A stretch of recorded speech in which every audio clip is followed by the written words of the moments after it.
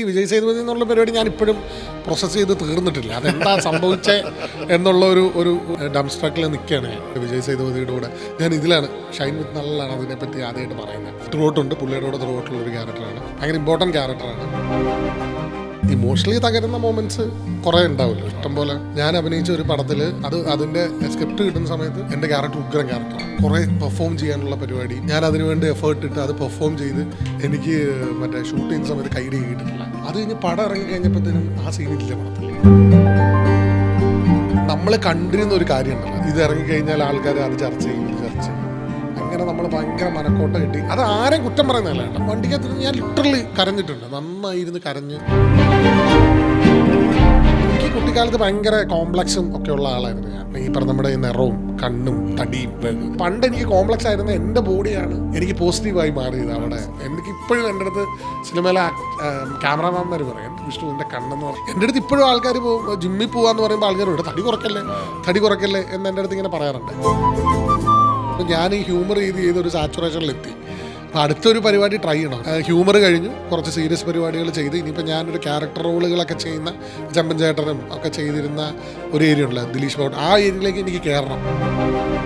Attention please ഭയങ്കര ഈ പറഞ്ഞ തന്നെ നമ്മളൊന്നും പ്ലാൻഡ് അല്ലാതെ സംഭവിച്ചു പോയ പരിപാടി. അങ്ങനെ ഒരു ഭയങ്കര ടൈറ്റർ ത്രില്ലർ ജോണറിൽ പോകുന്ന ഭയങ്കര ഇതായിട്ടുള്ള സാധനമാണ് എൻ്റെ മോം എൻ്റെ ഫുൾ ഫിഗർ എന്ന് പറയുന്ന രീതി. ഞാൻ കഥ പറയുന്നതിനെ ഷൂട്ട് ചെയ്തുകൊണ്ടിരിക്കുകയാണ്. മൊത്തത്തിലായിട്ട് 13 ലക്ഷം രൂപ പടത്തിനായിട്ടുള്ളൂ. IFFK പടം ചെന്നപ്പോഴത്തേനും നമ്മുടെ കയ്യിൽ നിന്ന് പോയി പടം. എനിക്ക് നെറ്റ്ഫ്ലിക്സിൽ റിലീസ് ചെയ്ത വളരെ മിനിമൽ രീതി ചെയ്ത ഇൻഡിപെൻഡൻറ്റ് മൂവി അതാണെന്ന് തോന്നുന്നത്. എല്ലാവരും ചോദിക്കാതെ അതെങ്ങനെയാണ് നിങ്ങൾക്ക് കിട്ടിയത്? സ്റ്റേജിൽ ആൾക്കാർ പെർഫോം ചെയ്യുന്ന കാണുമ്പോൾ എനിക്ക് ഭയങ്കര ഹൈ കിട്ടും. അതേസമയത്ത് സിനിമയിൽ ഒരാൾ പെർഫോം ചെയ്യുന്ന കാണുമ്പോൾ എനിക്ക് കുശുമ്പുണ്ടാകും, പക്ഷേ ഇതെനിക്ക് കിട്ടിയില്ലല്ലോ.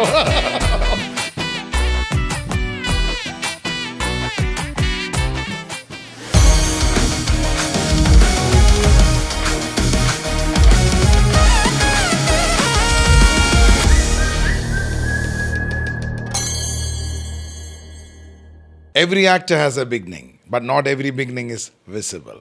Some start in the background, some start unnoticed, some quietly build themselves until the world has no choice but to see them. Today on Shine with Nalan, we sit with an actor who moved from assistant director dreams to powerful performances, from ensemble roles to carrying a film on his shoulders. This is the journey of Vishnu Govind. Welcome to Shine with Nalan. Yes, thank you chef. എങ്ങനെയാണ് ഈ ഒരു assistant director മോഡിൽ നിന്നും actor മോഡിലേക്ക് ട്രാൻസ്ഫറായി വന്നത്, ഇല്ലെങ്കിൽ ട്രാൻസിറ്റായി വന്നതാണ്? ഞാനൊരിക്കലും എന്നെ സീരിയസ് ആയിട്ട് എടുത്തിട്ടില്ല എന്നുള്ളതാണ് സത്യം. നമ്മൾ ഈ ഫ്ലോയോടൊത്ത് പോവുക എന്നുള്ളതാണ് എൻ്റെ ഒരു അജണ്ട എന്ന് പറയുന്ന പരിപാടി. പക്ഷെ നമുക്ക് ഇഷ്ടമുള്ള കാര്യങ്ങൾ ചെയ്യുക, അത് അൾട്ടിമേറ്റ്ലി നമുക്ക് ഇഷ്ടമുള്ള കാര്യമായിരിക്കണം. മേക്ക് ഷുവർ ദാറ്റ് വേറെ ആരെ ഹേർട്ട് ചെയ്യാത്ത രീതിയിൽ നമുക്കിഷ്ടമുള്ള കാര്യം നമുക്ക് ചെയ്യുക എന്നുള്ളതാണ് അതിൻ്റെ പരിപാടികൾ. അപ്പം അസിസ്റ്റന്റ് ഡയറക്ടർ ആകുന്നത് ഒരിക്കലും പ്ലാൻഡ് അല്ലായിരുന്നു, ആക്ടർ ആവുന്നതും പ്ലാൻഡ് അല്ലായിരുന്നു, എല്ലാം ഹാപ്പൻഡ് ആണ്. പക്ഷേ എനിക്ക് ഇഷ്ടപ്പെട്ട നേരത്തെ ആ ഫാക്ടർ ഇതിൻ്റെ അകത്ത് കോമൺ ആയിട്ടുള്ള സിനിമ ആയിരുന്നു. അപ്പോൾ ആ സിനിമയായിട്ടുള്ള കണക്ട് ചെയ്തിരിക്കുന്ന പരിപാടികൾ ചെയ്യുക എന്നുള്ളതാണ്. അതിനിപ്പോൾ എന്നെ പോസ്റ്റ് ഒട്ടിക്കാൻ വിളിച്ചാലും ഞാൻ സന്തോഷത്തോടെ ചെയ്യും, കാരണം അതിൻ്റെ ഒരു സിനിമ എന്ന് പറഞ്ഞൊരു ഫാക്ടറുണ്ട്. അപ്പോൾ അങ്ങനെ നമ്മൾ സിനിമയുടെ മേഖലകളെല്ലാം എക്സ്പ്ലോർ ചെയ്ത് തുടങ്ങിയ സമയത്ത് വന്നതാണ് അസിസ്റ്റന്റ് ഡയറക്ടറായതും ആക്ടറായതും ഒക്കെ. നമ്മളങ്ങനെ ഒന്നും പ്ലാൻ ചെയ്തിട്ട്, ഞാൻ നേരത്തെ പറഞ്ഞിട്ടുണ്ട് ഞാൻ എന്നെ സീരിയസ് ആയിട്ട് എടുക്കാത്തതുകൊണ്ട് തന്നെ എനിക്കങ്ങനെ ഒരു പ്ലാൻ ഇല്ല. പക്ഷേ ആ ചെയ്യുന്ന കാര്യം ഭയങ്കര സീരിയസ് ആയിട്ടായിരിക്കും ചെയ്യുന്നത്. അത് നമ്മൾ 100% ആ ഒരു എഫേർട്ട് ഇട്ട് തന്നെയാണ്, അതിന് 100% ആണ് നമ്മൾ ചെയ്യുന്നത്. അത് എപ്പോഴും ഞാൻ ഈ നേരത്തെയൊക്കെ ഞാൻ പറഞ്ഞിട്ടുള്ളത്, അതായത് എനിക്ക് ആ പ്രോസസ്സാണ് അതിൻ്റെ ഭംഗി. അത് പ്രേക്ഷകരിലേക്ക് എത്തിക്കഴിഞ്ഞാലും അല്ലെ അതിൻ്റെ മുന്നേ ആണെങ്കിലും എനിക്ക് അതിൻ്റെ അത് വലിയ കാര്യങ്ങളില്ല, എക്സൈറ്റ്മെൻ്റ് ഇല്ല. എനിക്ക് ആ കാര്യങ്ങൾ ചെയ്യുമ്പോഴാണ്, അതായത് ഒരു സിനിമ റിലീസായി തിയേറ്ററിൽ പ്രേക്ഷകൻ്റെ പ്രൊജക്ടറിലേക്ക് ലൈറ്റ് വന്നു കഴിഞ്ഞാൽ പിന്നെ ഞാൻ ആ പടമായിട്ട് കണക്ഷൻ വിടും. അത് പിന്നെ എൻ്റെ പരിപാടിയല്ല, അത് പിന്നെ പ്രേക്ഷകൻ്റെ സാധനങ്ങളാണ് വിലയിരുത്തൽ. അപ്പോൾ അവിടം വരെ എത്തുന്നിടം വരെയുള്ള പ്രോസസ്സ് എൻജോയ് ചെയ്യുക എന്നുള്ളതാണ്. നാടകം ഞാൻ പ്ലാൻ ചെയ്തിട്ടായിരുന്നില്ല വന്നത്. കാരണം എനിക്ക് ഞാൻ കൊച്ചിൻ യൂണിവേഴ്സിറ്റിയിൽ ബിടെക് ആയിരുന്നു പഠിച്ചത്. ഇപ്പോൾ ടെക്നിക്കൽ യൂണിവേഴ്സിറ്റിയിലെ നാടക ടീമിലുണ്ടായിരുന്ന ആളാണ് ഞാൻ. അപ്പം യൂണിവേഴ്സിറ്റിയിൽ ആക്ച്വലി ഞാൻ നാടക ടീമിൽ കയറുന്നത് നാടക റിഹേഴ്സലും നാടകം കളിക്കാനൊക്കെ. അപ്പോൾ യൂണിവേഴ്സിറ്റീനെ റെപ്രസെൻ്റ് ചെയ്താണ് പോകുന്നത് നാടകം കളിക്കാൻ. അപ്പം യൂത്ത് ഫെസ്റ്റിവലിന് നമുക്കൊരു 3 months റിഹേഴ്സൽ ഉണ്ടാവും. കാരണം നമ്മൾ ടെക്നിക്കൽ യൂണിവേഴ്സിറ്റിയാണ് കൊച്ചിൻ യൂണിവേഴ്സിറ്റി. അപ്പം നമ്മൾ മത്സരിക്കുന്നത് പോണ്ടിച്ചേരി യൂണിവേഴ്സിറ്റിയിൽ തിയേറ്റർ പഠിക്കുന്ന ആൾക്കാരുമായിട്ടാണ്, അഭിനയം പഠിക്കുന്ന ആൾക്കാരുമായിട്ടും കാലടി യൂണിവേഴ്സിറ്റിയിലുള്ള ആൾക്കാരുമൊക്കെ ആയിട്ട് നമ്മൾ മത്സരിക്കുന്നത്. അപ്പോൾ അവരിടുന്ന എഫേർട്ടിനേക്കാളും കൂടുതൽ നമ്മൾ ട്രെയിൻ ചെയ്യണം. പിന്നെ യാത്രയും ഇൻ്റർ യൂണിവേഴ്സിറ്റി നാഷണൽ സൗത്ത് സോൺ പരിപാടിയൊക്കെ ആകുമ്പോഴത്തേനും യാത്രകളൊക്കെ ഉണ്ട്. അപ്പോൾ അത് ഭയങ്കര രസമുള്ള പരിപാടിയാണ്. ക്ലാസ് കട്ട് ചെയ്യാം, അറ്റൻഡൻസിൻ്റെ പ്രശ്നമില്ല. അപ്പോൾ അതായിരുന്നു ആദ്യത്തെ പരിപാടി. അങ്ങനെയാണ് ഞാൻ ഓഡീഷന് പോകുന്നത്. നാടകത്തിന് ഇതുപോലെ ഓഡിഷൻ വിളിക്കുന്ന സമയത്ത് ഞാനെന്നാ ശരി. കാരണം നമ്മൾ നോക്കാറുണ്ട് യൂണിവേഴ്സിറ്റി, ഞങ്ങളുടെ കോളേജ് പോലല്ല, യൂണിവേഴ്സിറ്റി ഭയങ്കര വലുതാണ്. കൊച്ചിൻ യൂണിവേഴ്സിറ്റി ഭയങ്കര വലുതാണ്, കുറേ ഡിപ്പാർട്ട്മെൻറ്റുകളുണ്ട്. അപ്പം പിള്ളേരെല്ലാം ഈ പറയുന്ന പോലെ വൈകുന്നേരങ്ങളിൽ നമ്മളിങ്ങനെ നടക്കാനൊക്കെ പോകുമ്പോഴത്തേനും നാടകക്കാരുടെ ഏരിയ വേറെ രസമാണ്. അവരെല്ലാം ഒരുമിച്ചിരിക്കുന്നു, ലേറ്റ് നൈറ്റ് പ്രാക്ടീസ്, തമാശ പറയുന്നു, രസം, അവരൊരുമിച്ച് അവരുടെ യാത്രകൾ, പിന്നെ നാടക വണ്ടി പരിപാടി, ഇടയ്ക്കിടയ്ക്ക് ചായ കുടിക്കാൻ വേണ്ടി വരും. അപ്പം അങ്ങനെ ഒരു പരിപാടി.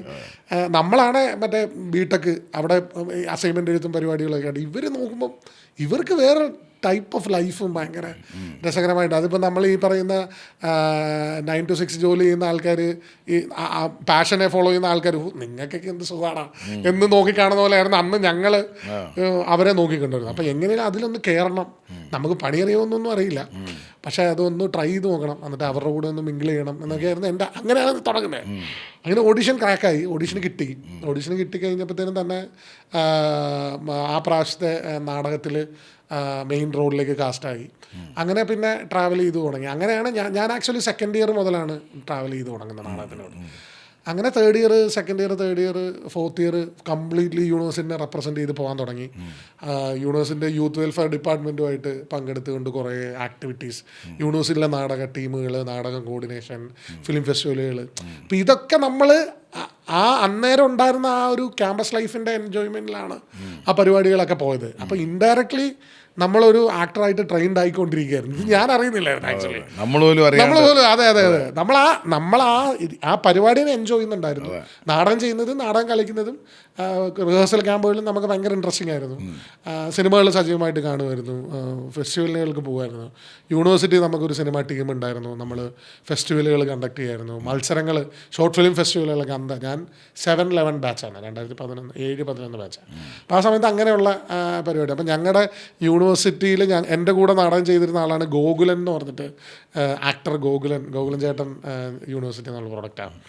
ഞങ്ങൾ ആ സമയത്ത് തന്നെ ഉണ്ടായിരുന്ന കാലടിയിൽ ഉണ്ടായിരുന്ന നാടകം ചെയ്തിരുന്ന ടീമിൽ സുരഭി ചേച്ചി, സുരഭി ലക്ഷ്മി, ദിലീഷ് ചേട്ടൻ, പിന്നെ നമ്മുടെ വിജിലേഷ്, അവരൊക്കെ ഞങ്ങൾ കൊച്ചിൻ യൂണിവേഴ്സിറ്റിയിൽ നാടകമായിട്ട് പോകുമ്പോൾ അവരവിടുന്ന് നാടകമായിട്ട് വന്ന് അങ്ങനെ ഒരു പരിചയം ഉണ്ടായിരുന്നു. അപ്പം അങ്ങനെ ആ സമയങ്ങളിൽ അങ്ങനെയാണ് വന്നത്. അങ്ങനെ ക്യാമ്പസ് കഴിഞ്ഞ് വാട്ട്സ് നെക്സ്റ്റ് എന്ന് പറഞ്ഞിട്ടൊരു പരിപാടിയിലേക്ക് എത്തി. അപ്പോഴും നമ്മളിങ്ങനെ യൂണിവേഴ്സിറ്റികളിൽ നമ്മുടെ നാടക ടീം വേറെ കോളേജുകളിൽ നാടകം പഠിപ്പിക്കാനും പരിപാടിക്കുമൊക്കെ പോകുമായിരുന്നു. അപ്പോൾ അതിൻ്റെ കൂടെ ഞാനും പോകുമായിരുന്നു. പിന്നെ ഈ പറയുന്ന നാടകം എഴുത്ത് പരിപാടി എന്നൊക്കെ പറഞ്ഞുള്ള അങ്ങനെ നമ്മുടെ ആശാനെ അസിസ്റ്റ് ചെയ്യുന്ന പരിപാടികളൊക്കെ ഉണ്ട്. അങ്ങനെ പോയിരിക്കുമ്പോഴാണ് എൻ്റെ ആശാൻ, പുള്ളി മനോജ് എന്ന് പറഞ്ഞിട്ട്, പുള്ളി ലോഹിദാസിൻ്റെ അസോസിയേറ്റ് ആയിരുന്നു, ലോഹിത് സാറിൻ്റെ അസോസിയേറ്റ് ആയിരുന്നു. അപ്പോൾ പുള്ളി ഒരു പടത്തിലേക്ക് ഇങ്ങനെ എന്നെ അസിസ്റ്റന്റ് ഡയറക്ടറായിട്ട് എഴുതാനൊക്കെ ആയിട്ട് പോയതാണ്. ചെന്നൈയിലായിരുന്നു. അങ്ങനെ അവിടെ പിന്നെ അസിസ്റ്റന്റ് ഡയറക്ടറായിട്ട് കൂടി ചെന്നൈയിൽ AD ആയി. പിന്നെ അങ്ങനെ ഒരു പരിപാടിയിലേക്കൊക്കെ അങ്ങ് പോയി നാടകങ്ങളും ചെയ്യുമായിരുന്നു. അങ്ങനെ പോയി ഓഡീഷൻ ക്രാക്കായി. അങ്ങനെ യോബിൻ്റെ പുസ്തകമാണ് ആദ്യമായിട്ട്, അമൽ നീരദിൻ്റെ പടത്തിലാണ് ആദ്യമായിട്ട് മുഖം കാണിക്കുന്നത്. അങ്ങനെ ആ പരിപാടികളെല്ലാം പോയി. അങ്ങനെ ഞാൻ പിന്നെ, നമുക്ക് ഇതൊരു സ്ട്രഗ്ലിംഗ് ഫേസ് ആണല്ലോ, അപ്പോഴും ഞാനൊരു നടൻ ആകണം എന്നുള്ളൊരു പരിപാടികളെ ഇല്ല. നമ്മൾ നാടകം ചെയ്യുന്നതുകൊണ്ട് ഓഡീഷന് പോയി. അങ്ങനെ എൻ്റെ ഒരു ഫ്രണ്ട്, എൻ്റെ കൂടെ കോളേജിൽ ഉണ്ടായിരുന്ന ഒരു ഫ്രണ്ടായിരുന്നു യോബിൻ്റെ പുസ്തകത്തിൻ്റെ കാസ്റ്റിംഗ് ഡയറക്ടർ. അപ്പം അവൻ ചെമ്പൻ ചേട്ടൻ്റെ ചെറുപ്പകാലം ചെയ്യാൻ വേണ്ടി കുറേ പേരെ ഓഡീഷൻ ചെയ്തിട്ട് അവന് കിട്ടിയില്ല.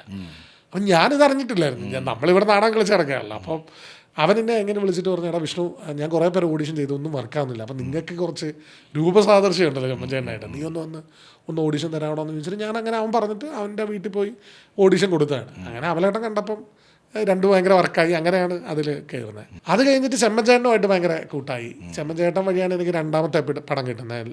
ലോർഡ് ലിവിങ്സ്റ്റൺ 7000 കണ്ടി എന്ന് പറഞ്ഞിട്ട് നമ്മുടെ അനുരാധാകൃഷ്ണ മേനോൻ്റെ പടം ഉണ്ടായിരുന്നു. അതിൽ അനിലേട്ടൻ്റെ അസിസ്റ്റൻ്റ് ആയിരുന്നു ടോം ഇമ്മട്ടി എന്ന് പറഞ്ഞിട്ട് എനിക്ക് ആദ്യമേ ബ്രേക്ക് കിട്ടിയ മെക്സിക്കൻ അമാരതയുടെ ഡയറക്ടർ.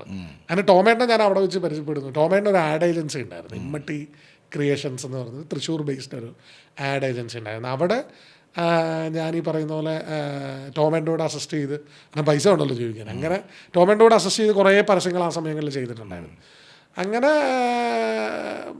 ടോമേട്ടൻ ഫസ്റ്റ് മെക്സിക്കൻ അമാരത ചെയ്ത സമയത്ത് എൻ്റെ ലക്ഷ്യം ടോമേട്ടനെ അസിസ്റ്റ് ചെയ്യുക എന്നുള്ളതായിരുന്നു. അപ്പോൾ ടോമേട്ടൻ പറഞ്ഞ എടാ അതിൽ ജോമി എന്ന് പറഞ്ഞ ക്യാരക്ടർ ടോമേൻ്റെ ലൈഫിൽ, കോളേജിൻ്റെ കഥയൊക്കെയാണല്ലോ, അപ്പോൾ അതിൽ ടോമേൻ്റെ ലൈഫിൽ ജോമി എന്ന് പറഞ്ഞ ഒരാളുണ്ട്. പുള്ളി ഇതുപോലെ തടിച്ചിട്ടുള്ള ഒരാളാണ്. പുള്ളിക്ക് ഇതുപോലെ 4-5 ചേച്ചിമാരൊക്കെ ഉണ്ട്. അങ്ങനെ ഒരു ട്രാക്ക് ഉണ്ട്. അപ്പോൾ നീയും ജോമിയും ഭയങ്കര രൂപസാദൃശ്യമുള്ള ആളാണ്, അപ്പം നീ ഇത് അഭിനയിക്കണം എന്നെ അടുത്തോട്ട്. അപ്പോൾ ഞാൻ പറഞ്ഞു ഞാൻ അഭിനയിക്കുന്നില്ല ടോമേട്ട, എനിക്ക് നിങ്ങൾ അസിസ്റ്റ് ചെയ്താൽ മതി. നമുക്കൊരു സ്റ്റോറി ടെല്ലർ പരിപാടിയാണ് എനിക്ക് കുറച്ചുകൂടി ഒരു ഇൻട്രസ്റ്റിംഗ് ആയിട്ടുള്ളൊരു ഏരിയ. അപ്പം ഞാനങ്ങനെ, അപ്പോൾ ടൊമാറ്റോ പറഞ്ഞാൽ അല്ലടാ നീ അഭിനയിക്കണം, കാരണം കുറച്ച് തടിയൊക്കെ ഉള്ള ആൾക്കാർ ഇപ്പം മലയാളത്തിലില്ല, അപ്പോൾ അതുകൊണ്ട് നീ അഭിനയിച്ചേ പറ്റൂ, കാരണം ഇതിന് വേറൊരാളെ കാസ്റ്റ് ചെയ്യുന്ന പരിപാടി നടക്കില്ല എന്നുള്ള രീതിയിലാണ് ഞാനതിൽ അഭിനയിക്കുന്നത്. അപ്പോൾ അത് അഭിനയിക്കുമ്പോഴും എനിക്കറിയില്ല ഇത് വലിയ ഹിറ്റാകാൻ പോകുന്ന പടമാണെന്നും ഇത് വലിയ ഹിറ്റാവുമെന്നും ആ ക്യാരക്ടർ പിന്നീട് ചർച്ച ചെയ്യപ്പെടുമെന്നൊന്നും അറിയില്ല. അങ്ങനെ അത് ഷൂട്ടിങ്ങിൻ്റെ ഭാഗമായി ആ ക്യാരക്ടർ അങ്ങനെ വലുതായി വന്ന്, അപ്പോൾ ആ പടത്തിൻ്റെ ഒരു ഹ്യൂമർ ട്രാക്ക് ജോമിയിലേക്ക് വരികയും അങ്ങനെ ഒരു പരിപാടി, പിന്നെ ആ പടം ഇറങ്ങി ഭയങ്കര ചർച്ചയായി, സക്സസ്ഫുള്ളായി. അങ്ങനെ ആ ക്യാരക്ടർ സക്സസ്ഫുള്ളായി. പിന്നെ അങ്ങനെയാണ് ഞാൻ പോലും അറിയാതെ ഞാനൊരു നടനായി മാറി. പക്ഷെ എനിക്കപ്പം ആ സമയത്ത് നമ്മൾ മെക്സിക്കൻ ചെയ്യുന്ന സമയത്ത് ടൊവി പുതിയ ആളാണ്. ടൊവി ഗപ്പി റിലീസ്, ഗപ്പി മാത്രമാണ് അവൻ ഇൻഡിപെൻഡൻ്റ് ആയിട്ട് നായകനായിട്ട് ചെയ്തത്. ഗപ്പി വർക്കാവാതെ ഇരിക്കുന്ന സമയം സെക്കൻഡ് പടമാണ്, അപ്പോൾ അവനും പ്രൂവ് ചെയ്യണം. പിന്നെ നീരജ് ഉണ്ട്. നീരജ് ആക്ച്വലി വിഷ്വൽ കമ്മ്യൂണിക്കേഷൻ കഴിഞ്ഞ് സ്കൂൾ ഓഫ് ഡ്രാമയിൽ PG ഒക്കെ കഴിഞ്ഞ് വന്ന ആളാണ്. അപ്പോൾ ഇവരുടെ കൂടെയാണ് ഞാനും അഭിനയിക്കുന്നത്. അപ്പോൾ ഓൾറെഡി ഭയങ്കര പ്രൂവ് ആയിട്ടുള്ള 2 പേരുടെ കൂടെ 3ാമത് ആളായിട്ടാണ് ഞാൻ നിൽക്കുന്നത്. പക്ഷേ എന്നെ ഈ പറഞ്ഞ നമ്മൾ നേരത്തെ പറഞ്ഞ പോലെ ഇൻഡയറക്ട്ലി നമ്മളറിയാതെ ട്രെയിൻഡായി എന്ന് പറഞ്ഞ ഒരു നടൻ എന്ന് പറഞ്ഞത് സ്ലം ഡോഗ് മില്ലറിൽ ചായ കൊടുത്ത് ഈ ഹിസ്റ്ററി അല്ലെങ്കിൽ രാജ്യത്തിനെ പറ്റി പഠിച്ചെന്ന് പറയുന്നൊരവസ്ഥയുണ്ടല്ലോ, അതെനിക്ക് അവിടെ ഗുണം ചെയ്തു. അങ്ങനെ കാരണം മെക്സിക്കൻ്റെ മേക്കിംഗ് ഒക്കെ അങ്ങനെയായിരുന്നു, കുറച്ചുകൂടി ഇംപ്രവൈസ്ഡ് പരിപാടികളും അങ്ങനെ എഴുതി വെച്ച സീനുകൾ ചെയ്യുന്നതിനേക്കാളും ഉപരി നമ്മൾ തന്നെ ഡിസൈൻ ചെയ്ത് അങ്ങനെ ഒരു രീതിയിൽ സ്പോട്ട് ഇംപ്രവൈസേഷനൊക്കെ ആയിരുന്നു. അപ്പോൾ അങ്ങനെ ഒരു രീതിയിലായതുകൊണ്ട് തന്നെ നമുക്ക് കുറേ പ്രൂവ് ചെയ്യാൻ പറ്റി. അവരും ടൊവിയും നീരജൊക്കെ ഭയങ്കര സപ്പോർട്ടീവൊക്കെ ആയിരുന്നു. അങ്ങനെയാണ് അത് വർക്കായത്. പിന്നെ അത് കഴിഞ്ഞിട്ട് പിന്നെ പടങ്ങൾ വരാൻ തുടങ്ങി. അങ്ങനെ പിന്നെ അങ്ങനെ നടനായി എന്നുള്ളതാണ്. പക്ഷേ ഇതൊന്നും അല്ല എൻ്റെ അതെ അതെ അതെ അതെ അത് അങ്ങനെ ഒരു പരിപാടി. അപ്പോൾ ഇതൊന്നും അല്ല എനിക്ക് ഏറ്റവും ഇഷ്ടപ്പെട്ടത് ഇങ്ങനെ ഇരുന്ന് കഥ പറയുക എന്നുള്ളതാണ്. അത് ചെറുപ്പം പോലെ ഞാൻ എൻ്റെ ഒരു ടാലൻ്റായിട്ട്, ഇപ്പോൾ എൻ്റെ അടുത്ത് വിഷ്ണുവിനെ അഭിനയിക്കാൻ അറിയാമെന്ന് ചോദിച്ചാൽ എനിക്കറിയില്ല എന്ന് ഞാൻ പറയുള്ളൂ. എഴുതാൻ കഥ എനിക്കറിയില്ല എന്നാണ്. ഇതൊന്നും ഞാൻ ട്രെയിൻഡായിട്ട് ഉള്ള ആളുമല്ല. നമുക്കിത് ഇഷ്ടത്തിൻ്റെ പുറത്ത് നമ്മളിത് പഠിച്ച് ചെയ്യുന്നതാണ്. ഞാനിതിനു വേണ്ടി നല്ല എഫേർട്ട് ഇടുന്നുണ്ട്. നന്നായിട്ട് അഭിനയിക്കാനോ വേണ്ടിയിട്ട് നല്ല ക്യാമറയുടെ മുമ്പിൽ ഏതോ ഒരു ശക്തിയൊന്നും ഞാൻ അങ്ങനെ വിശ്വസിക്കുന്ന ആളല്ല. അപ്പോൾ അതുകൊണ്ട് അങ്ങനെ എനിക്ക് എൻ്റെ മാജിക് ഈഫ് എന്നൊക്കെ ഉള്ള തിയറിയൊക്കെ എനിക്ക് ഭയങ്കര ഇഷ്ടമാണ്. പക്ഷേ അതിനുവേണ്ടി നല്ല പണിയെടുക്കുന്നുണ്ട് ഞാൻ. ലിറ്ററലി നമ്മൾ യൂട്യൂബിലാണെങ്കിലും സിനിമ കാണുമ്പോഴാണെങ്കിലും ഫെസ്റ്റിവലുകളിലാണെങ്കിലും സിനിമയെ പറ്റി നന്നായിട്ട് ഡെയിലി ബേസിസിൽ പഠിക്കുന്നുണ്ട്. അത് നമുക്ക് കാരണം അങ്ങനെയാണ് ഇപ്പോഴത്തെ ഒരു ഇൻഡസ്ട്രി പൊയ്ക്കൊണ്ടിരിക്കുന്നത്. നമുക്ക് അങ്ങനെ പിടിച്ചു നിൽക്കാനും എന്നുള്ളൊരു പരിപാടിയുണ്ട്. അപ്പോൾ നമ്മളെങ്ങനെ ലെൻസിൻ്റെ ഫ്രണ്ടിൽ എങ്ങനെ അഭിനയിക്കണം, നാടകത്തിൽ എങ്ങനെ അഭിനയിക്കണം എന്ന പോലെ അല്ല ലെൻസിൻ്റെ ഫ്രണ്ടിൽ അഭിനയിക്കുന്നത്. അത് കംപ്ലീറ്റ്ലി വേറെ ഒരു പരിപാടിയാണ്. അപ്പോൾ അതിന് എഫേർട്ട് ഇട്ട് തന്നെ നമ്മളത് പഠിക്കണം. അതെങ്ങനെ, എന്തുകൊണ്ടാണ് അത് അങ്ങനെ വർക്കാവുന്നത്, അല്ല ഈ ആക്ടർ ചെയ്യുമ്പോൾ നമുക്ക് കുറച്ചുകൂടെ രസകരമായിട്ട് തോന്നുന്നത് എന്താണ്, അത് ചുമ്മാ രസകരമാകുന്നതല്ല, അതിൻ്റെ പുറകിൽ വലിയൊരു എഫേർട്ടുണ്ട്. അപ്പോൾ അങ്ങനെ ഒരു പരിപാടിയുണ്ട്. പക്ഷേ ഞാൻ ആക്ച്വലി എനിക്കിത് തുടങ്ങുമ്പോഴൊക്കെ സ്കൂൾ മുതലേ എനിക്ക് ഭയങ്കര കോൺഫിഡൻ്റ് ആയിട്ടുള്ള എൻ്റെ ഏരിയ ഈ സ്റ്റോറി ടെല്ലിംഗ് ആയിരുന്നു. കാരണം ആൾക്കാരിങ്ങനെ എത്ര നേരം വേണമെങ്കിലും ഇങ്ങനെ എന്നെ കേട്ടിരുത്തിക്കാൻ എനിക്ക് ഭയങ്കര ഒരു ഇതുണ്ടെന്ന് ഞാൻ വിശ്വസിച്ചില്ല. അത് എല്ലായിടത്തും ആണല്ലോ. ഇപ്പം ഞാൻ വീട്ടിലാണെങ്കിലും കസിൻസിൻ്റെ അടുത്തൊക്കെ ആണെങ്കിലും ഞാൻ കണ്ടിട്ടുള്ള സിനിമകൾ വന്നിങ്ങനെ ഇങ്ങനെ പറഞ്ഞുകൊണ്ടിരിക്കും കഥ ഇങ്ങനെ. അപ്പം അവർ പറയാം ആ സിനിമ കണ്ട പോലെ ആയല്ലോ എന്നുള്ള രീതിയിൽ. സ്കൂളിലും ഒക്കെ അങ്ങനെയാണ്. സ്കൂളിലൊക്കെ എന്തെങ്കിലും നടന്ന ഇൻസിഡൻസ് ഒക്കെ ഞാൻ അങ്ങനെയാണ് നരേറ്റ് ചെയ്യുന്നത് കംപ്ലീറ്റ്ലി കാര്യങ്ങൾ. ഞാൻ കേന്ദ്രീയ വിദ്യാലയമായിരുന്നു. അപ്പം ഈ കേന്ദ്ര വിദ്യാലയം ലൊക്കേഷൻ കോട്ടയം കോട്ടയം കോട്ടയത്തായിരുന്നു. കേന്ദ്ര വിദ്യാലയം. അച്ഛൻ റബ്ബർ ബോർഡിലായിരുന്നു വർക്ക് ചെയ്തത്. അപ്പോൾ റബ്ബർ ബോർഡിന്റെ അച്ഛൻ്റെ പേര് ശശികുമാർ എന്നാണ്. ശശു. അമ്മ അമ്മയുടെ പേര് ഗിരിജ എന്നാണ്.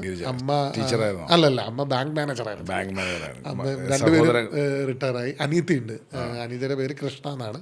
Married married, settled in Bangalore. അവൾ എഞ്ചിനീയറാണ്, സോഫ്റ്റ്വെയർ എഞ്ചിനീയർ. അവൾ ബാംഗ്ലൂർ കല്യാണം കഴിഞ്ഞ് സെറ്റിൽഡ് ആയി. അവളാണ് മൂത്ത ആള്. നമ്മളെ മൂത്ത ആളാണ്. നമ്മൾ മാരീഡാണ്. ഞാൻ മാരീഡാണ്. ഞാൻ റീസെന്റ് മാരീഡാണ്. ഞാനൊരു ജസ്റ്റ് മാരീഡ്. ജസ്റ്റ് മാരീഡാണ്. പ്രേമവിവാഹമായിരുന്നു. അതെ അതെ, 4 കൊല്ലത്തെ പ്രേമമൊക്കെ ആയിരുന്നു. ഈ സ്കൂൾ പഠിച്ചുകൊണ്ടിരുന്ന സമയത്ത് ഫോർ എക്സാമ്പിൾ ഒരു വർക്കിംഗ് വിമന്റെ മകനാണ്. അപ്പോൾ അങ്ങനെ ഒരു ഈ ഡൊമസ്റ്റിക് അമ്മയുടെ എല്ലാ അറ്റൻഷനും കിട്ടണമെന്നൊന്നുമില്ല. എങ്ങനെയായിരുന്നു കുട്ടിക്കാലമൊക്കെ? എങ്ങനെയായിരുന്നു? ആരായിരുന്നു? മുത്തശ്ശിയായിരുന്നോ നോക്കിയിരുന്നത്? കുരുത്തം കെട്ടവനായിരുന്നു? കുട്ടിക്കാലം ഞാൻ എൻ്റെ ഈ കുട്ടിക്കാലവും അഡൽട്ട്ഹുഡും ഭയങ്കര കോൺട്രാസ്റ്റിലാണ് പോയിക്കൊണ്ടിരുന്നത്. അപ്പോൾ എനിക്ക് കുട്ടിക്കാലത്ത് ഭയങ്കര കോംപ്ലക്സും ഒക്കെ ഉള്ള ആളായിരുന്നു ഞാൻ. ഈ പറഞ്ഞ നമ്മുടെ ഈ നിറവും കണ്ണും തടിയും ഉണ്ടക്കണ്ണാന്നൊക്കെ ഉള്ളൊരു പരിപാടി. അല്ല, പക്ഷേ എനിക്ക് അങ്ങനെ ഉണ്ടക്കണ്ണാന്നുള്ളൊരു വിളി നമ്മളെ അങ്ങനെ ആരും വിളിച്ചിട്ടില്ല ലിറ്ററലി കേട്ടോ. അന്നത്തെ പേരുകളാണല്ലോ. അതെ അതെ അതെ അതെ അതെ. അപ്പം നമ്മുടെ കൂട്ടുകാരൊക്കെ അത്ര നല്ല കൂട്ടുകാരായതുകൊണ്ടായിരിക്കും എന്ന് എനിക്ക് തോന്നുന്നു. അത് നമ്മൾ ചുമ്മാ അങ്ങനെ പറയേണ്ട ആവശ്യമില്ലല്ലോ. നമുക്ക് അങ്ങനെ കിട്ടാത്ത. അപ്പം ഞാൻ ഇവിടെ ഇരുന്ന് എന്ത് പറഞ്ഞാലും അത് വർക്കാണ്. ഞാൻ അങ്ങനെയൊക്കെ എന്നെ വിളിച്ചിരുന്നു എന്നൊക്കെ പറഞ്ഞാൽ അത് അതിൻ്റെ തെറ്റ് പറയാൻ പറ്റില്ല. പക്ഷേ എനിക്ക് അങ്ങനെ ഭാഗ്യത്തിന് അതെൻ്റെ ഒരു പ്രിവിലേജ്. കോംപ്ലക്സ് വരാൻ കാരണം നമുക്ക് നമ്മുടെ സൊസൈറ്റിയുടെ ഒരു കോംപ്ലക്സ് ഉണ്ടല്ലോ. കറുത്തിരിക്കുന്നതും അല്ലെങ്കിൽ വലിയ കണ്ണുള്ളതൊക്കെ നമുക്കൊരു പ്രശ്നം ആയിട്ട് നമുക്കൊരു തോന്നലുണ്ടാവുമല്ലോ കുട്ടിക്കാലത്ത് സ്റ്റേജിലൊക്കെ.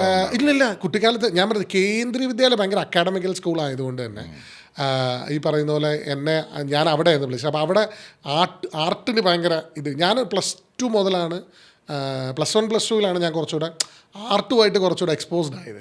അതിന് മുമ്പ് അത് കേന്ദ്ര വിദ്യാലയം. അത് ഞാൻ 10 വരെ KVയിലായിരുന്നു. 10 കഴിഞ്ഞിട്ട് ഞാൻ +1 +2 NSSൻ്റെ ഒരു NSS MGM NSS എന്ന് പറഞ്ഞിട്ട് കോട്ടയത്ത് ലാക്കാട്ടൂർ എന്ന് പറയുന്ന സ്ഥലത്തൊരു സ്കൂളുണ്ട്.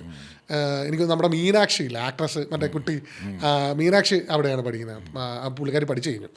അപ്പം MGMൻ്റെ പ്രത്യേകത എന്ന് പറഞ്ഞാൽ MGM ആയിരുന്നു പണ്ട് സ്കൂൾ കലോത്സവങ്ങളിൽ ഏറ്റവും കൂടുതൽ പോയിന്റ് മേടിച്ചിരുന്ന സ്കൂൾ. അപ്പോൾ അവിടെ ഭയങ്കര ആർട്ടിന് ഭയങ്കര വാല്യൂ കൊടുക്കുന്നത്. അല്ല, ഞാൻ ആ ട്രാൻസ്ഫോർമേഷൻ, ആ ഫൈൻഡ് ഔട്ട് ഉണ്ടല്ലോ. ഫോർ എക്സാമ്പിൾ ഒരു ജോലിക്ക് പോകുന്ന അമ്മയുടെ മകൻ. അപ്പം അവർക്കും രാവിലെ എണീറ്റ് ഓടണം. അപ്പം അവിടുന്ന് ബ്രേക്ക്ഫാസ്റ്റ് കഴിക്കണം, ലഞ്ച് കഴിക്കണം അല്ലേ. അപ്പം ആ ഒരു ലൈഫാണ് വരുന്നത്. അപ്പം അക്കാഡമിക്കും കൂടാണ്. അപ്പം കൂടുതൽ അങ്ങനെ അവർ കൊണ്ടു നടന്ന് പ്രോത്സാഹിപ്പിക്കാനൊന്നുമില്ല. അപ്പം ഇത് എവിടാണ്, ആരാണ് വിഷ്ണുവിൻ്റെ ഈ പറയുന്ന കലയെ ആദ്യം ഐഡന്റിഫൈ ചെയ്തത്? അതെ, ഞാൻ ആക്ച്വലി ഇത് ഐഡന്റിഫൈ ചെയ്തത് ഞാൻ തന്നെയാണ്. അതെ, വേറെ ആരുമല്ല. ക്രെഡിറ്റ് ഞാൻ ആർക്കും കൊടുക്കുന്നില്ല. കറക്റ്റ്.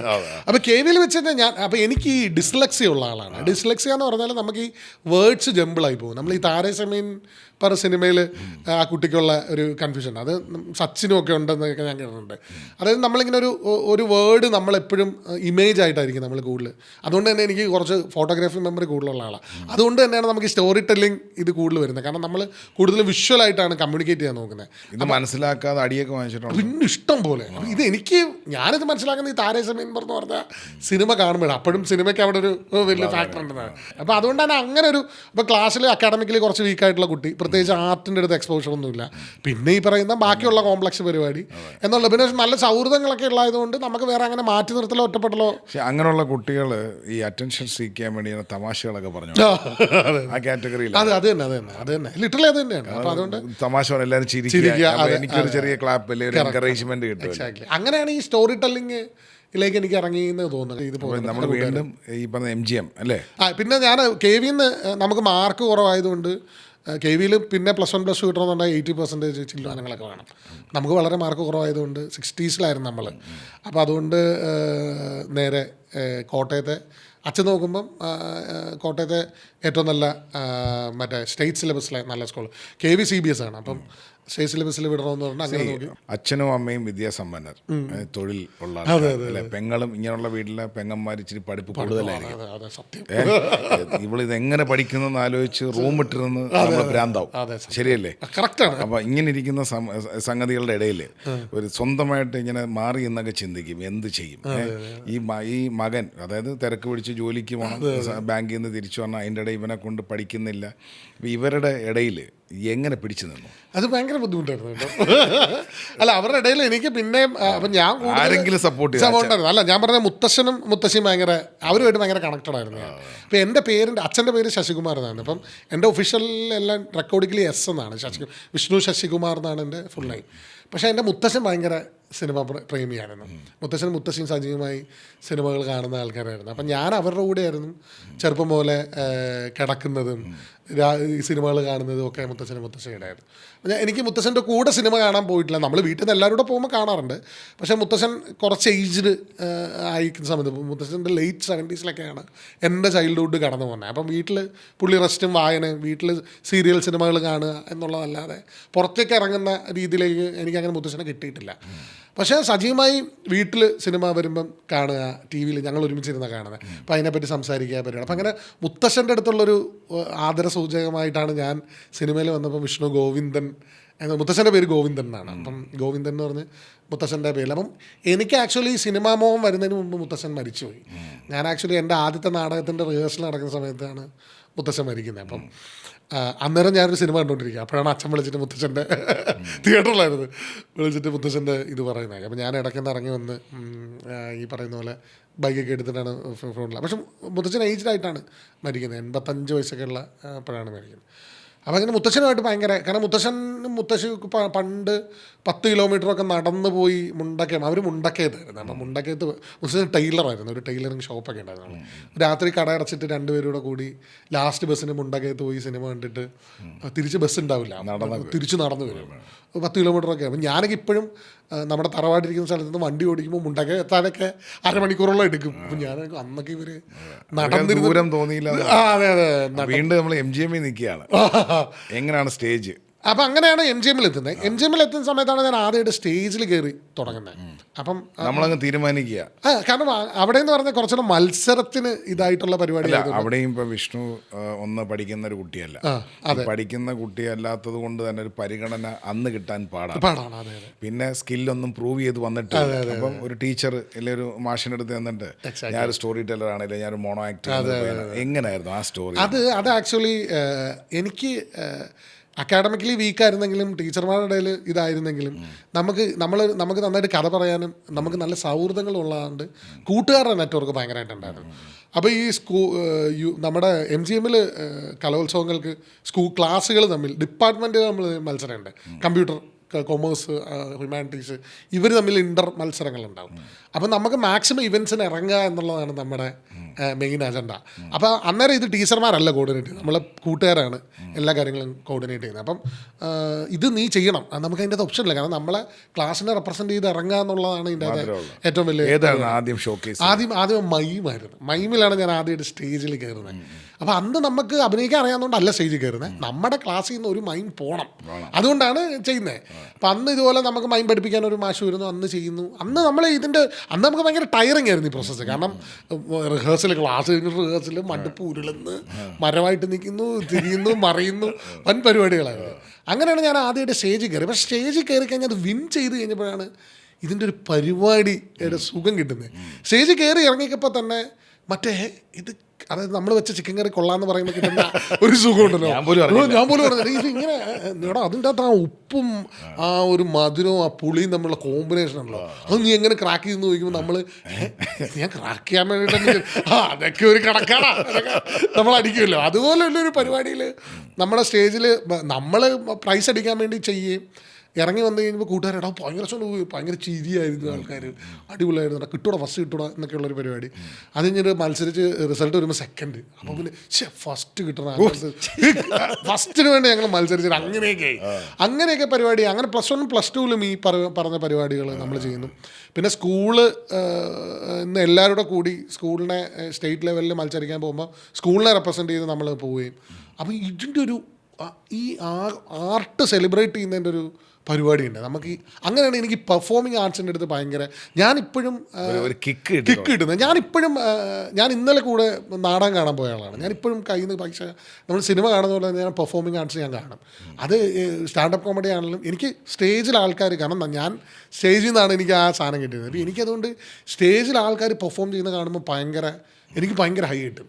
അതേസമയത്ത് സിനിമയിൽ ഒരാൾ പെർഫോം ചെയ്യുന്നതാണ് എനിക്ക് കുശുമ്പുണ്ടാകും, പക്ഷേ ഇതെനിക്ക് കിട്ടിയില്ലല്ലോ എന്നുള്ള ഈ മൈമിൽ നിന്നും പിന്നെ അടുത്തത് അങ്ങനെയാണ് ഞാൻ ഇത്. പക്ഷേ യൂണിവേഴ്സിറ്റി അത് കഴിഞ്ഞിട്ടാണ് ഞാൻ നേരെ കൊച്ചിൻ യൂണിവേഴ്സിറ്റിയിലേക്ക് വരുന്നത്. മിമിക്രി വല്ലതും ഉണ്ടാകും? ഇല്ല, മിമിക്രി ഇല്ലായിരുന്നു. മിമിക്രി എനിക്ക് അങ്ങനെ ഒരു ടാലന്റ് ഇല്ല. എനിക്ക് ഞാൻ ട്രൈ ചെയ്തിരുന്നു, പക്ഷേ പാട്ടുമില്ല. നമുക്ക് കൂടുതലും അഭിനയം പരിപാടികൾ തന്നെ. കവിത ചൊല്ലലൊന്നുമില്ല? ഇല്ല ഇല്ല ഇല്ല, ഈ ശബ്ദം വെച്ച് ശബ്ദം അങ്ങനെ ആയതാണ് ആക്ച്വലി.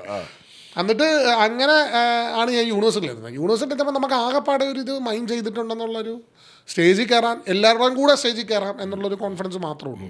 അങ്ങനെയാണ് യൂണിവേഴ്സിറ്റി വരുന്നത്. അങ്ങനെ ഓഡിഷൻ ക്രാക്ക് ചെയ്തത്.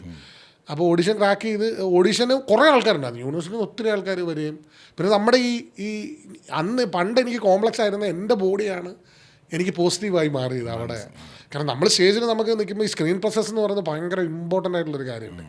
അപ്പോൾ അതിന് വലിയ ശരീരവും നമ്മുടെ നിറവും നമ്മുടെ കണ്ണും. എനിക്ക് ഇപ്പോഴും എൻ്റെ അടുത്ത് സിനിമയിലെ ക്യാമറാമാന്മാർ പറയും വിഷ്ണുവിൻ്റെ കണ്ണെന്ന് പറഞ്ഞിട്ട് ഭയങ്കര ഗിഫ്റ്റഡ് ആണ്. അപ്പം നമ്മൾ പണ്ട് ഭയങ്കര കോംപ്ലക്സ് ആയിട്ട് കണ്ടിരുന്ന നമ്മുടെ ഫീച്ചേഴ്സിനെ ഭയങ്കരമായിട്ട് സെലിബ്രേറ്റ് ചെയ്യുന്ന ഒരു ഏരിയയിലാണ് ഞാൻ. അത് ജനറലി ഇപ്പം വിഷ്ണു ഒബ്സർവ് ചെയ്താൽ ഇപ്പം ഒരു കഷണ്ടിത്തല എന്ന് പണ്ട് വിളിച്ചിരുന്നു, ഇല്ലെങ്കിൽ ഉണ്ടക്കണ്ണൻ എന്ന് വിളിച്ചിരുന്നു, അല്ലേ, പൊണ്ണത്തടിയൻ എന്ന് വിളിച്ചു. ഇതെല്ലാം ഒരു കാലത്ത് ആക്ഷേപിക്കപ്പെട്ടിട്ടുണ്ടെങ്കിൽ പിൽക്കാലത്ത് ഇതൊരു അസറ്റാക്കി മാറ്റിയ ഒരുപാടുണ്ട്. പിന്നെ തീർച്ചയായും അതുപോലെ തന്നെ ഞാൻ ആക്ച്വലി മെക്സിക്കൻ അപാരത്തിൽ അഭിനയിക്കാൻ വന്നത് ജോമിയെ പോലെ ഇരിക്കുന്നതുകൊണ്ടാണ്. അത് എനിക്ക് ആ തടിയും ആ നിറമൊക്കെ ഉള്ളതുകൊണ്ടാണ് ഞാൻ സിനിമയിൽ നിന്നത്. എൻ്റെ അടുത്ത് ഇപ്പോഴും ആൾക്കാർ ജിമ്മിൽ പോകാന്ന് പറയുമ്പോൾ ആൾക്കാരോട് തടി കുറയ്ക്കല്ലേ എന്ന് എൻ്റെ അടുത്ത് ഇങ്ങനെ പറയാറുണ്ട്. ഇപ്പോൾ റീസെൻ്റ്ലി ഒരു തമിഴ് പടം ചെയ്ത സമയത്ത് ഞാനൊരു 10 കിലോ കുറച്ച് ഹാപ്പി ആയിട്ട് പോയി. അവിടെ ഓഡീഷന് പോയപ്പോഴത്തേനും ഡയറക്ടർ വിഷ്ണു 10 കിലോ കുറയ്ക്കണ്ടെന്ന് ഞാൻ പിന്നെ കഷ്ടപ്പെട്ട് 10 കിലോ കൂട്ടി. അപ്പോൾ അങ്ങനെ ഒരു ഇതുണ്ട്. അപ്പം നമ്മൾ ഭയങ്കര കോംപ്ലക്സ് ആയിട്ട് കണ്ടിരുന്ന കാര്യങ്ങൾ നമുക്ക് ഗിഫ്റ്റായി മാറുകയും അതെല്ലാം ഈ വിഷ്ണു അപൂർവം ചിലരാണ്. ഇപ്പോൾ ഫോർ എക്സാമ്പിൾ സത്യനന്ദിക്കാടിൻ്റെ സിനിമകൾ എടുത്താൽ ഒരു ഫോർമാറ്റ് ഉണ്ട്. ഈ ഫോർമാറ്റ് നമ്മളെ ഈ ബോബനും മോളിയും മാസിക വായിക്കുന്നവർ, അങ്ങനെയുള്ള കഥാപാത്രങ്ങൾ മലയാള സിനിമയ്ക്ക് ഇന്ന് നഷ്ടപ്പെട്ടു പോവാണ്. കാരണം പപ്പു ചേട്ടൻ, ഇന്നസെൻ്റ് ഏട്ടൻ, KPSC ലളിതയമ്മ, അല്ലേ, ഇവർക്കെല്ലാം ഒരു ലുക്കും ഫോർമാറ്റ്. അവർ തടി കൂട്ടിയാലോ കുറച്ചാലോ ഫ്ലോപ്പായി തീർച്ചയായിട്ടും, അല്ലേ, പിന്നെ മണിച്ചേട്ടൻ. അപ്പോൾ അതേ ഫോർമാറ്റിൽ ഇരിക്കണം. അപ്പോൾ അങ്ങനെയുള്ള ഫോർമാറ്റുകൾ ഇന്നത്തെ തലമുറകൾക്ക് നടന്മാരും നടിമാരുമായിട്ടുണ്ടെങ്കിൽ അതിൽ വിഷ്ണു ഒരു ഹൈലൈറ്റ്. അതെ, തീർച്ചയായും അത് ഭയങ്കര ഒരു പോസിറ്റിവിറ്റി ഉണ്ടായിട്ടുണ്ട്. അപ്പോൾ അതുകൊണ്ട് അല്ല ഞാൻ പറഞ്ഞത്, അത് നമ്മളെ ഇങ്ങനെ ഈ ലൈഫിൻ്റെ കൂടെ ഞാനൊരിക്കലും എന്നെ സീരിയസ് ആയിട്ട് എടുക്കാറില്ല എന്ന് പറഞ്ഞതിൻ്റെ മെയിൻ കാരണമാണ്. കാരണം ഇത് ഭാവിയിൽ ഒരിക്കലും ഇതെനിക്കൊരു അസറ്റായി വരുമെന്ന് ഞാൻ വിചാരിച്ചിട്ടുമില്ല. പിന്നെ ഇപ്പോൾ ഇതുണ്ടായിട്ടുള്ളത് എനിക്കൊരു അസറ്റായിട്ട്, എനിക്കൊരു പ്രിവിലേജ് ആയിട്ട് എനിക്ക് ഭാഗ്യത്തിന് കിട്ടിയതാണ്. അല്ല, എഞ്ചിനീയറിങ്ങിന് പഠിക്കാൻ പോകും, ആർട്സിലാണ് കൈയടിയും എനർജിയും എല്ലാം കിട്ടുന്നത്. Why engineering? അല്ല, അത് ഞാൻ ആക്ച്വലി ഞാൻ പറഞ്ഞില്ലേ, എഞ്ചിനീയറിംഗിൽ ചേർന്ന് കഴിഞ്ഞിട്ടാണ് MGM സ്കൂളിൽ ആക്ച്വലി ഞാൻ പറഞ്ഞല്ലോ, MGM മൈമ് ഞാൻ പങ്കെടുക്കുന്നത് എൻ്റെ ഡിപ്പാർട്ട്മെന്റ് ചെയ്യിക്കാൻ വേണ്ടി മാത്രമാണ്. അപ്പോഴും ഇതാണ് തല പിടിച്ചിട്ടില്ല.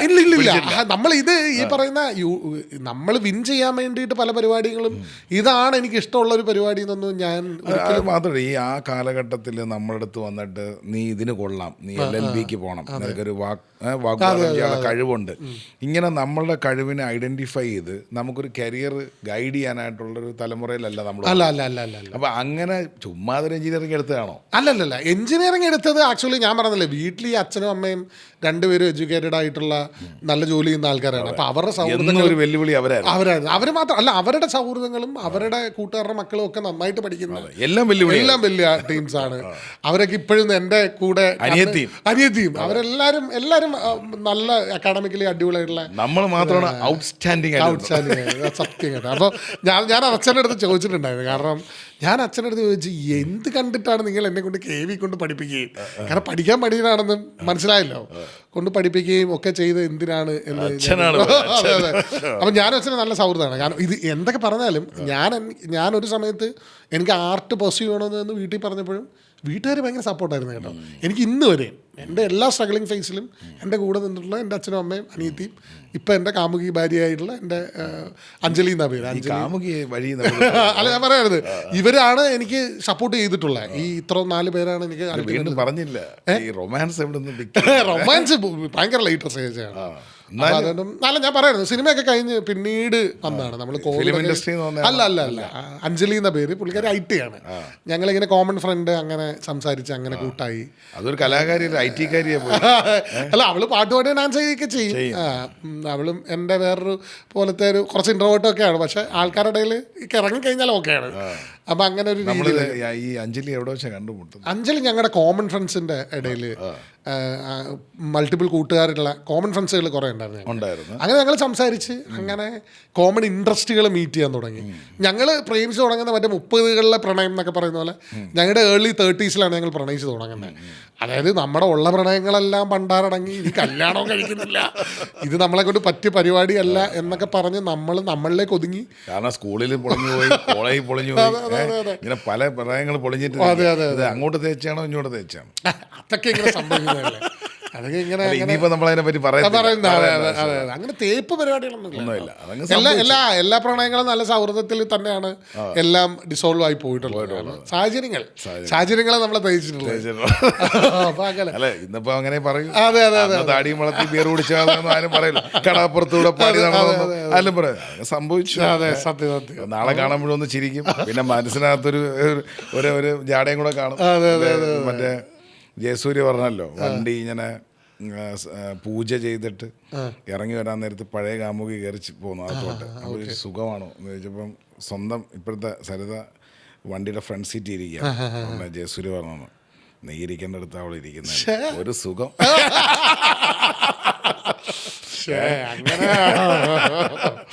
പുള്ളിക്ക് തീർച്ചയായിട്ടും അങ്ങനെ ഉണ്ടായിരിക്കും. നമ്മളിപ്പോ അത് പറയുന്നില്ല. അതെ തീർച്ചയായും. അല്ല എനിക്ക് അങ്ങനെ തേപ്പുകളൊന്നും ഉണ്ടായിട്ടില്ല കേട്ടോ. അങ്ങനെ ഹാർട്ട് ബ്രേക്കിംഗ് ഒന്നും ഉണ്ടായിട്ടില്ല.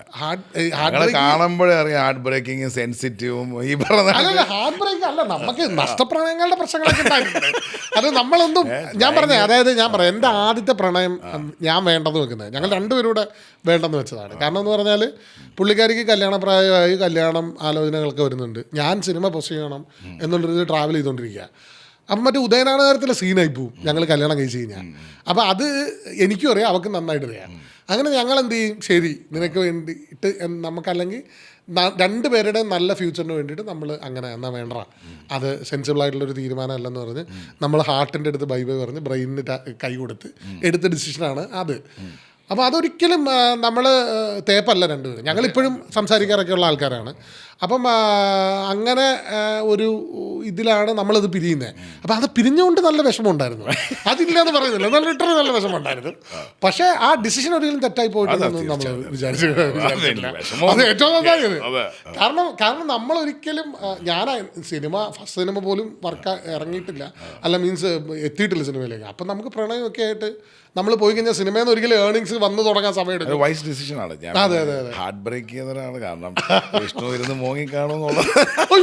മോങ്ങല് സജീവമല്ലേ, മോങ്ങല് ഞാൻ ഭയങ്കര സെൻസിറ്റീവ് ആയിട്ടാണ്, ഭയങ്കരമായിട്ട് മോങ്ങാറുണ്ട്. കാരണം ഏതൊരു എക്സ്പ്രഷനും എക്സ്ട്രീമിൽ സെലിബ്രേറ്റ് അങ്ങനെ അഞ്ജലിയെ പറഞ്ഞ് കൺവിൻസ് ചെയ്യും. അങ്ങനെ അഞ്ജലിയായിട്ട് ഞങ്ങളിങ്ങനെ കുറേ നാളിങ്ങനെ ഒരുമിച്ച് യാത്രയൊക്കെ ചെയ്ത് അങ്ങനെ നമ്മളൊരിക്കലും കല്യാണം കഴിക്കണമെന്ന് പറഞ്ഞ് തുടങ്ങിയ ഒന്നും അല്ല. അത് സൗഹൃദം തുടങ്ങി. പിന്നെ നമ്മൾ ഒരു സമയങ്ങളിൽ ഇത് പ്രണയമാണോ എന്നുള്ള സംസാരമായി. അത് കഴിഞ്ഞിട്ട് നമുക്ക് കുറച്ച് നാൾ നോക്കാം, ട്രൈ ചെയ്ത് നോക്കാം ഇത് പ്രണയമാണോ എന്ന് മനസ്സിലാക്കാൻ.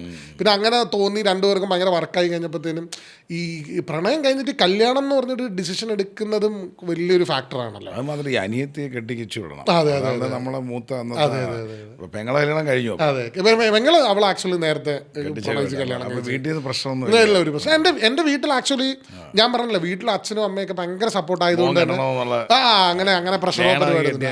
അത് മാത്രമല്ല ഞാൻ ആക്ച്വലി എൻ്റെ ആദ്യത്തെ പ്രണയം പൊളിഞ്ഞു കഴിഞ്ഞിട്ട് സിനിമ കയറി കഴിഞ്ഞ് സക്സസ്ഫുൾ ആയി കഴിഞ്ഞിട്ട് എനിക്കൊരു പ്രണയം ഉണ്ടായിരുന്നു. അപ്പം ഞാൻ വീട്ടിൽ ചെന്നിട്ട് കല്യാണം കഴിക്കണമെന്ന് അച്ഛനെടുത്തെന്ന് പറഞ്ഞു. അച്ഛൻ പറഞ്ഞു, നീ എന്തിനാണ് ഇപ്പോൾ കിട്ടുന്നേ, നീ ഇപ്പൊ സിനിമ നിന്റെ കാര്യത്തിൽ സ്റ്റാർട്ട് ചെയ്തല്ലോ, കുറച്ചാളെ പ്രേമിച്ച് നടക്ക്, കുറച്ചാള് നീ പ്രേമിച്ചൊക്കെ നോക്കിയിട്ട് ഓക്കെ ആണെങ്കിൽ കിട്ടിയാൽ മതി, എന്തിനാ ഇപ്പോഴും സ്ട്രെസ് എടുക്കണ്ട, നീ അങ്ങനെ ഇപ്പോഴും ആലോചിക്കേണ്ടത്. അന്ന് വേണ്ടി 28 വയസ്സൊക്കെ ഉണ്ടായിരുന്നു എനിക്ക്. അപ്പം ഞാൻ പറഞ്ഞു, ഇതെന്ത് ഇങ്ങനെ സാധാരണ എല്ലാവരും കെട്ടാനല്ല പറയുള്ളൂ. അപ്പോൾ അച്ഛൻ പറഞ്ഞ് നീ ട്രൈ കുറച്ചാളിങ്ങനെ ഒരുമിച്ച് നോക്കുക, എന്നിട്ട് പിന്നെ കെട്ടിയാൽ മതി, കാരണം ഇത് കല്യാണത്തിലേക്ക് കുറേ ടൈം ഉണ്ടല്ലോ, അത് അങ്ങനെ എല്ലാം ഇത്, അപ്പം നിങ്ങൾ നോക്കിയിട്ട് കെട്ടിയാൽ മതി എന്നുള്ള രീതിയിൽ പറഞ്ഞു. അങ്ങനെ ലാസ്റ്റ് അത് പിന്നെ ഒരു 6-7 മാസം അങ്ങനെ ആ പ്രണയം നീണ്ടുപോയി. പിന്നെ ഒരു കൊല്ലം കഴിഞ്ഞപ്പോൾ എനിക്ക് മനസ്സിലായി അച്ഛൻ പറഞ്ഞ ശരി, കാരണം ചാടി കയറി കെട്ടിയിരുന്നെങ്കിൽ അത് രണ്ടുപേർക്കും വർക്കാവാത്ത രീതിയിൽ പോയേനെ. അതും ഹാർട്ടിനോട് പറഞ്ഞു, ബ്രെയിൻ അതും അങ്ങനെ നമ്മുടെ ഹാർട്ടിന് ഡാറ്റ പറഞ്ഞ് ബ്രെയിനിന് ഷെയ്ക്കാൻ കൊടുത്ത് രണ്ടാമതും അങ്ങനെയാണ് ആ ഒരു ഇത് ബ്രേക്ക് ഡൗൺ ആയത്. പിന്നെ അത് കഴിഞ്ഞിട്ട് പിന്നെ ഞാനിങ്ങനെ കുറെ ട്രൈ ചെയ്ത് നമുക്ക് നല്ലൊരു അത് വർക്കാവാതെ പോയതും ഈ പറഞ്ഞ കണക്ക് നമ്മുടെ ഡ്രീമുകള്, നമ്മുടെ സ്വപ്നങ്ങള്, പെൺകുട്ടിക്ക് കെട്ടാൻ താല്പര്യം, നമുക്കിപ്പോ കോംപ്രമൈസ് അങ്ങനെ നമ്മൾ രണ്ടു വഴിക്ക് പിരിയും. താങ്കളുടെ സിനിമയായിരുന്നു ഈ പ്രേമസിനെല്ലാം തടസ്സം. അല്ല അത് കഴിഞ്ഞിട്ട് അത് കഴിഞ്ഞിട്ട് പിന്നീട് ഞാൻ ഈ പറയുന്ന പോലെ നമുക്ക് പ്രായമാകും തോറും, അതായത് ഞാൻ മനസ്സിലാക്കുന്ന ഒരു 25 മുന്നെയാണ് നമുക്ക് ആരെ കല്യാണം കഴിക്കാം. നമുക്ക് ഏജ് കൂടും തോറും നമ്മുടെ സെലക്ഷൻ ഭയങ്കരമായിട്ട് ഫൈൻ ട്യൂൺ ചെയ്തുകൊണ്ടിരിക്കും. 30 കഴിഞ്ഞ് കഴിഞ്ഞാൽ കുറച്ച് ഭയങ്കര പണിയാണ്. ഞാൻ 35 വയസ്സിലാണ് കേട്ടുന്നത്. അപ്പോൾ ഈ 35 ആയി കഴിഞ്ഞാൽ ഭയങ്കര പാടാണ്. അപ്പോൾ അതുകൊണ്ട് അങ്ങനെ നമുക്ക് ഭയങ്കര ഫൈൻ ട്യൂൺഡ് ആയിട്ട് ഒരാളെ കിട്ടുക എന്ന് പറയുന്നത് ഭയങ്കര ടാസ്ക്കുള്ള പരിപാടിയാണ്. കാരണം നമുക്ക് അത്ര നാളത്തെ ജീവിത അനുഭവമുണ്ട്, ആൾക്കാരുമായിട്ട് ഡീൽ ചെയ്ത് ആൾക്കാരെ മനസ്സിലാക്കി കാരണം നമ്മുടെ കൂടെയുള്ള ആൾക്കാരൊക്കെ കല്യാണം കഴിച്ചു, കുറേ പേര് പിരിഞ്ഞു, കുറേ പേര് ഹാപ്പി ആയിട്ട് നിൽക്കുന്നു, കുറേ പേർക്ക് രണ്ടാമത് കുട്ടിയായി, നമ്മളെല്ലാം നമുക്ക് പഠിക്കാൻ പറ്റും. അപ്പം അങ്ങനെ ഒരു സാധനം. അപ്പം അങ്ങനെ നിൽക്കുന്ന ഒരു സമയത്താണ് അഞ്ജലിനെ കണ്ടുകൊണ്ടത്. അഞ്ജലിക്കും ഈ പറയുന്ന അതേ രീതിയിലാണ് അവളും ഉണ്ടായിരുന്നത്. അവൾ ഇതുപോലെ തന്നെ കുറേ തേപ്പുകളൊക്കെ കഴിഞ്ഞ് അവൾക്കും വലിയൊരു തേപ്പൊക്കെ കിട്ടി. അഞ്ജലി ഈ പറയുന്ന പോലെ ലൈഫിൽ ഭയങ്കര ഇവിടുന്ന് പോവാം, അവൾ ജർമ്മൻ കമ്പനിയിലാണ് വർക്ക് ചെയ്യുന്നത്. അപ്പം ജർമ്മനിക്ക് പോയി ഒറ്റയ്ക്ക് നിൽക്കാം, ഒറ്റയ്ക്ക് ജീവിക്കാം. അഞ്ജലി അങ്ങനെ കുറച്ച് ഒറ്റയ്ക്ക് ജീവിച്ച്, ചെറുപ്പത്തിൽ അച്ഛനൊക്കെ മരിച്ചു പോയതുകൊണ്ട് തന്നെ ഒറ്റയ്ക്ക് ജീവിച്ച് അങ്ങനെ ഭയങ്കര ഇൻഡിപെൻഡൻ്റ് ആയിട്ടുള്ള ഒരാളാണ്. അപ്പോൾ അതുകൊണ്ട് തന്നെ അങ്ങനെ അവൾ തീരുമാനം എടുത്ത് നിൽക്കുന്ന സമയത്താണ് ഞങ്ങൾ കണ്ടുമുട്ടുന്നത്. അഞ്ജലി ഭയങ്കരമായിട്ട് സിനിമ കാണുന്ന ആളാണ്. അങ്ങനെ സിനിമയൊക്കെ നമ്മുടെ അവിടെയും സിനിമ കോമൺ ഫാക്ടറായിരുന്നു. അങ്ങനെ പിന്നെ സൗഹൃദം. സിനിമയിലാണോ അഞ്ജലി ആദ്യമായി വിഷ്ണുവിനെ കാണുന്നത്? എന്നെ സിനിമ കണ്ടിട്ടാണ്. പിന്നീടാണ് ഞങ്ങൾ കൂട്ടുകാരാണെന്നൊക്കെ കോമൺ ഫ്രണ്ട് വഴിയൊക്കെ സംസാരിച്ചു തുടങ്ങി. അങ്ങനെ പിന്നെ നമ്മൾ മീറ്റ് ചെയ്യാൻ തുടങ്ങി, അങ്ങനെ സംസാരിക്കാൻ, അങ്ങനെ പിന്നെ ഒരുമിച്ച് സിനിമയ്ക്ക് പോകാൻ തുടങ്ങി. അങ്ങനെ സിനിമ കണ്ട് സിനിമ സംസാരിക്കാൻ തുടങ്ങി. അങ്ങനെ അപ്പം ഞാൻ നോക്കുമ്പം എനിക്ക് തോന്നുന്നു ഞാൻ ഭയങ്കര വൊറേഷ്യസ് ആയിട്ട് സിനിമ കാണുന്ന ആളാണ്. ഞാൻ ഒരു ദിവസം 3 സിനിമയൊക്കെ ഞാൻ ഭയങ്കര കൂളായിട്ട് കാണും. ഫെസ്റ്റിവലുകളൊക്കെ ഭയങ്കര ഇതിൽ ഒരു ദിവസം 3-4 സിനിമയൊക്കെ ആയിട്ട് ഒരാഴ്ചയൊക്കെ അതെനിക്കൊരു പ്രശ്നമായിട്ടൊരു കാര്യമേ അല്ല എന്ന് പറയുന്നുള്ള രീതിയിൽ അതിൻ്റെ അകത്തൂടെ അങ്ങ് പോകും. രാവിലെ ഇങ്ങനെ നമ്മൾ ഭയങ്കര പ്ലാൻ ചെയ്തിട്ട് ഇങ്ങനെ സിനിമ കണ്ടുകൊണ്ടിരിക്കുന്ന ഒരാളാണ്. അപ്പം ഞാൻ വിചാരിച്ച് ഈ ഒരു ഇൻറ്റൻസിറ്റിയിൽ സിനിമ കാണുന്ന ആൾക്കാർ വളരെ കുറവാണ് എന്നുള്ള രീതിയിലാണ് ഞാൻ മനസ്സിലാക്കി.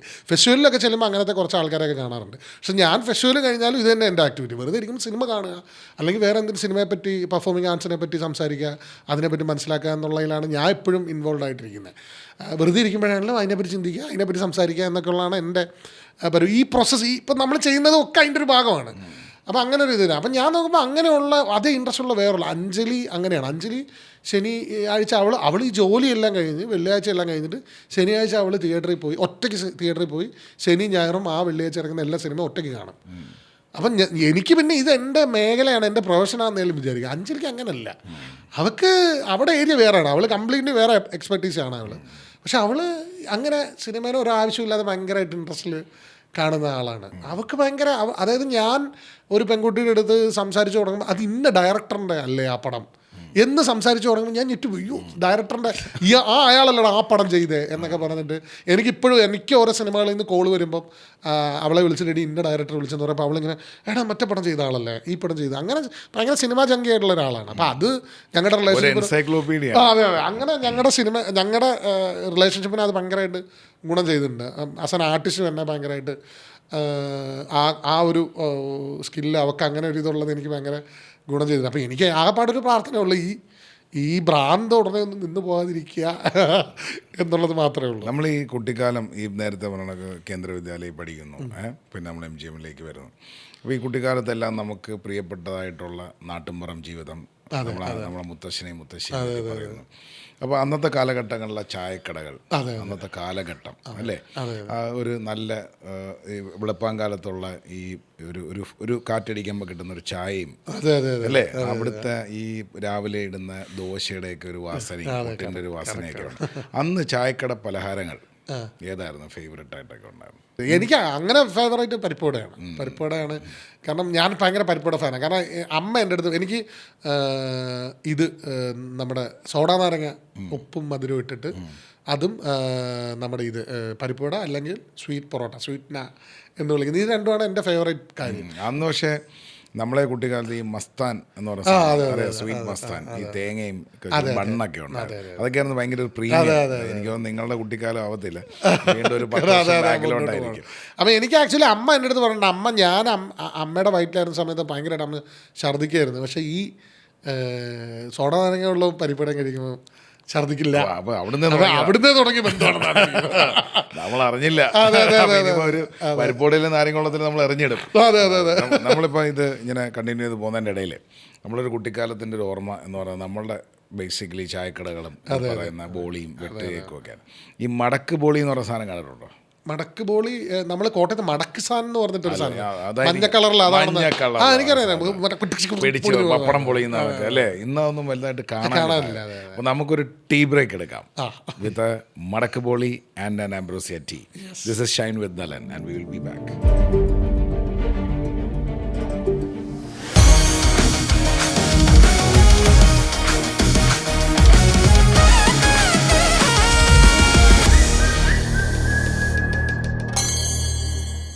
So welcome back to Shine with Nalan. Plate എത്തിയിട്ടുണ്ട്, നമ്മളുടെ മടക്ക് ബോളിയും എത്തിയിട്ടുണ്ട്. പിടിച്ചോ, പൊട്ടിച്ച്. ഇന്നൊക്കെ വലിയ പാക്കറ്റ് ഫുഡിൻ്റെയൊക്കെ കാലമാണ്. നമ്മളെയൊക്കെ കുട്ടിക്കാലത്ത് ഇതിൻ്റെ ശബ്ദം ഇതാ ഇങ്ങനെ മോനെ ഇതിങ്ങനെ ഓരോ ഞാൻ പൊടിച്ചിടും. ഞാനെന്തറിയോ, ഒറ്റയടിക്ക് തിന്ന് തീർക്കാൻ പാടില്ല. ഇതൊക്കെ ഉള്ളവൻ രാജാവാണ്. ഇതിൻ്റെ മേളിൽ ഈ നമ്മുടെ ഈ പഞ്ചസാരയുടെ ഒരു ലെയറുണ്ട്, അതാണ് ഇതിൻ്റെ ഹൈലൈറ്റ്. ഇതൊക്കെ ഒരു ലക്ഷറി ആയി അത് അല്ലേ. ഇപ്പോഴും കിട്ടും കേട്ടോ. ഇത് വീട്ടിൽ അച്ഛനിടയ്ക്ക് കഴിക്കാറുണ്ട് ഈ ഇടയ്ക്ക്. ഇതാ ഓരോ കട്ടൻ ചായ എന്ന് പറയാം, ആംബ്രോസിയ എന്ന് പറയും, നിങ്ങളുടെ special blue tea invented by chef Nalan, അങ്ങനെയും പറയാം. അപ്പം ചിയേഴ്സ്. കഥകൾ പറഞ്ഞിരിക്കാം, ചായ കുടിച്ചോണ്ട്. അടിപൊളി. ഇങ്ങനെ അന്ന് ഈ വീട്ടിൽ ബന്ധുക്കളൊക്കെ വരുമ്പം ഈ പലഹാരങ്ങൾ നിരത്തി വയ്ക്കും. ഇന്നിപ്പോൾ അങ്ങനെയുള്ള പരിപാടിയൊന്നും ഇല്ലല്ലോ. അതെ, സത്യം. സുഹൃത്തുക്കളും ബന്ധുക്കളൊക്കെ വരുന്ന സമയത്ത് പലഹാരങ്ങൾ ഇങ്ങനെ കാണാൻ തന്നെ രസമാണ്. ബിസ്ക്കറ്റ് അത് ഈ പെട്ടെന്ന് അവർ വന്നാലേ നമ്മൾ അടുക്കള വഴി നമ്മളെ പറഞ്ഞു വിടുന്നത് മേടിച്ചുകൊണ്ട് വരാനായിട്ട്. നമ്മൾ അടുക്കള വഴി പോയി അവിടെ ഇവിടെ പോയി ബേക്കറി ചെന്ന് ഓർഡർ ചെയ്യും. ബേക്കറി ഓർഡർ ചെയ്യുമ്പോൾ സന്തോഷമാണ്, അവരിത് മൊത്തം കഴിക്കില്ലല്ലോ. അപ്പോൾ അവർ പോയി കഴിഞ്ഞാൽ നമുക്കിത് കഴിക്കാം. എന്നിട്ട് നമ്മളിങ്ങനെ നൈസായിട്ട് ഇതുമായിട്ട് നടന്നു വരും. അപ്പോൾ ഈ വന്നതിൽ കുറച്ച് പ്രായമുള്ള ഒന്ന് വെള്ളം മുറുക്കാനാ അല്ലാതെ മൂത്രം വയ്ക്കാനൊക്കെ ആയിട്ട് വെളിയിൽ ഇറങ്ങി നിൽപ്പുണ്ടാവും. അപ്പോഴാണ് നമ്മൾ കവർ പോയിട്ട് വരുന്നത്. അപ്പോൾ പുള്ളിയെ കാണുമ്പോൾ ബാഗിലേക്ക് വെച്ചിട്ട് എവിടെ പോയതാ? ഇല്ല, ഞാൻ കൂട്ടുകാരൻ്റെ അടുത്ത് ഇങ്ങനെ എന്നൊക്കെ പറഞ്ഞിട്ട് പുള്ളിക്ക് അറിയാമായിരിക്കും നമ്മളതിനെ പോയത്. ഈ പലഹാരങ്ങളെല്ലാം നിരത്തി വെച്ച് നമ്മളെ നോക്കിക്കൊണ്ടിരിക്കും. കഴിച്ചു കഴിഞ്ഞോ, ഇപ്പോൾ പോവോ? അപ്പോൾ ഒരാൾ പറയും മോനെ കഴിക്കടാ എന്ന് പറയുമ്പോൾ നമ്മൾ പോകുമ്പോൾ അമ്മ ഇങ്ങനെ അല്ലേ, എൻ്റെ അടുത്ത് മുത്തശ്ശിയായിരുന്നു ചെയ്തോണ്ട്. അപ്പോൾ വന്നിട്ട് പിന്നെ അവർ കഴിക്കും, എന്നിട്ട് അവരെണീറ്റ് പോവും. അവർ നമ്മളിങ്ങനെ നോക്കി തരുമേ അപ്പം അത് ഭയങ്കര നമ്മളിങ്ങനെ എണ്ണം 5 പേരുണ്ട്, 5 മുട്ട പപ്സ് വാങ്ങിച്ച് ഏതെങ്കിലും ഒരുത്തം തിന്നാതിരിക്കണം. അതെ, സത്യം. ഇന്ന് പിന്നെ സുഖമാണ്, 3-1 ഡയബറ്റിക്.